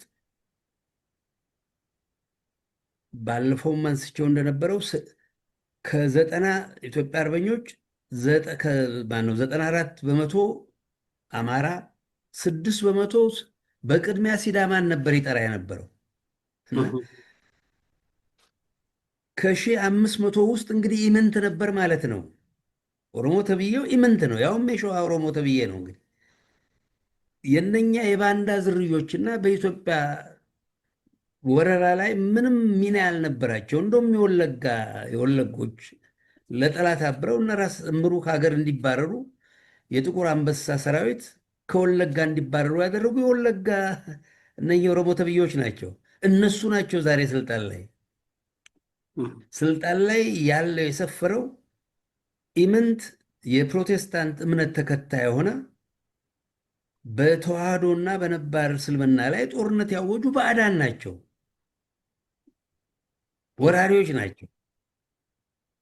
እና ይህን እያንዳንዱ ፋኖም ሆነ የቀረው ኢትዮጵያዊ እነኚህን ሰዎች ሊጸየፍና ለተፈጸመው ወንጀል ዘር ማንዘራቸው የሂትለር ዝርዮች አንወልድም ብለው ግማሾቹ አላገቡም። ዘራችን የተባረከ ሊሆን አይችልም፣ የተጠላን የተናቅንን ብለው ያን የመሰለ እንትን ለማድረግ ስለተሳንን ነው ለዚህ የበቁትና ከዚያ ትምህርት እናገኛለን። ሊማሩ አይገባቸውም። ለጠላት ያደሩ ለአንድ ቀን መማር የለባቸውም። ዛሬ ፋኖን ካልተቀላቀሉ ወይም እጃቸውን ካልሰጡ የቀን ጉዳይ ነው። እያንዳንዳቸው እየተመነጠሩ ያ መመንጠር ብቻ አይደለም፣ ለትውልድ ዝርዮቻቸው ኢትዮጵያዊነትን እንደንትን የሚጓጉበት ጊዜ የሚፈጠርበት ጊዜ ይመጣል ብዬ ነው የምገምተው። እና ፋኖም ሆነ የቀረው ኢትዮጵያዊ በእነኚህ ሰዎች ላይ የማያዳግም እርምጃ ሊወስድባቸው ይገባል። ሊጸየፋቸው፣ ሊጠላቸው፣ ጥርስ ሊነክስባቸው ይገባል። ሊረዱትም ይገባል። ውጭም ያለው ኢትዮጵያ በነገራችን ላይ ውጭም ያለው ኢትዮጵያ ውጭ የሸሸ እናንትን ያለው እነኝህን አረመኔዎች መድረክ ነስቶ ምን የነካቸው እንጨት ሊያደርጋቸው ይገባል። ውስጥ ያለው ብቻ አይደለም ውጭም ያለው ጭምር ነው። እና እነኚህ ሰዎች ሊጸየፍ በተገኘበት ድራሻባቸውን ባለፈው የሴኔጋል መሪ የነበረ አንድ አጨርባሪ ውጭ ያሉ ሴኔጋሎች ናቸው ተሰብስበው አሜሪካ ኒውዮርክ ሄደው ከሀገር እንዲሸሽ ከሀገር እንዲወጣ አልተመለሰም፣ ሸሽቶ ሄደ። እና ይሄ ጥጃ ዛሬ ኢትዮጵያን የሚያጨም እንትን የ7ኛ ክፍል ውዳቂ አብይ የተባለ አሁን አውሮፓን እየጎበኘ ነው። እንደውም አንድ የሞተ እንትን አፈር እንትን ይበለውና እነኝህን ሰዎች በሄደበት በእንቁላል መደብደብ ይቻላል። በነገራችን ላይ አያስወቅስም። ግንባሩን የጥይት ያህል ቢዘንብበት ትልቅ እንትን ነው። እሱም ሆነ የኢትዮጵያ ኤምባሲ ተብዬዎች እዚያ ያሉ እና እያንዳንዱ ኢትዮጵያዊ ያን ኃላፊነት አለበት። አመፅ ብቻ ነው ለእነኝህ እንትን ምንም አይበጀንም። ሀገራችንን ያጣንን ኢትዮጵያ ከነኝህ ሰዎች ስትገላገል ብቻ ነው ለዘለቄታ እንዳይደገም ነው መሆንም ያለበት። ኢትዮጵያ ከአሁን ወዲያ ሊታሰብ እንዳይችል ነው በወያኔም ሆነ በባንዳ አማሮች የኦሮሞ ተብዬውም በኢትዮጵያ ውስጥ ይሄን የመሰለ ነገር ሊፈጸም ቀርቶ ሊታሰብ እንዳይድር ያን ያህል ቆራጥነት ሊኖረን ይገባል። በዛ ጨርሻለሁ። በጣም እውነት ነው ዶክተር ደብሩ። እንግዲህ ፋኖም መሬት ላይ ሰርጎ ገቡን ቅጥረኛ ባንዳ እያጸዳ፣ በውጭ ሀገር የሚኖረው አማራም ሆነ ኢትዮጵያዊ ደግሞ በሜዳው ባንዳውን ቅጥረኛውን እያጸዳ ሜዳውን ማስከበር፣ ሁሉም በየአለበት ሜዳውን ማስከበር አለበት። እውነት ይሄ ስርዓት ጸረ አማራ ጸረ ኢትዮጵያ ስርዓት እውነት ነው መድኃኒቱና እውነት ገኖ ሲወጣ ይሄ ስርዓት ይጠፋል። ተመሳስሎ መኖር ይሄ የሀፓን ያቋቋሙት እነ ጥላሁን ይግዛው፣ እነ ብርሃነ መስቀል ረዳ፣ እነ ዘሩ ክሽን፣ እነ ተስፋዬ ደበሳ የሚባሉ ሰዎች ሁሉም ትግሬዎች ናቸው። ያለቀው ግን አማራው ነው። እስካሁን ድረስ የአፓ እያለ የሚጓተት ምናምን ከንቱ አለ።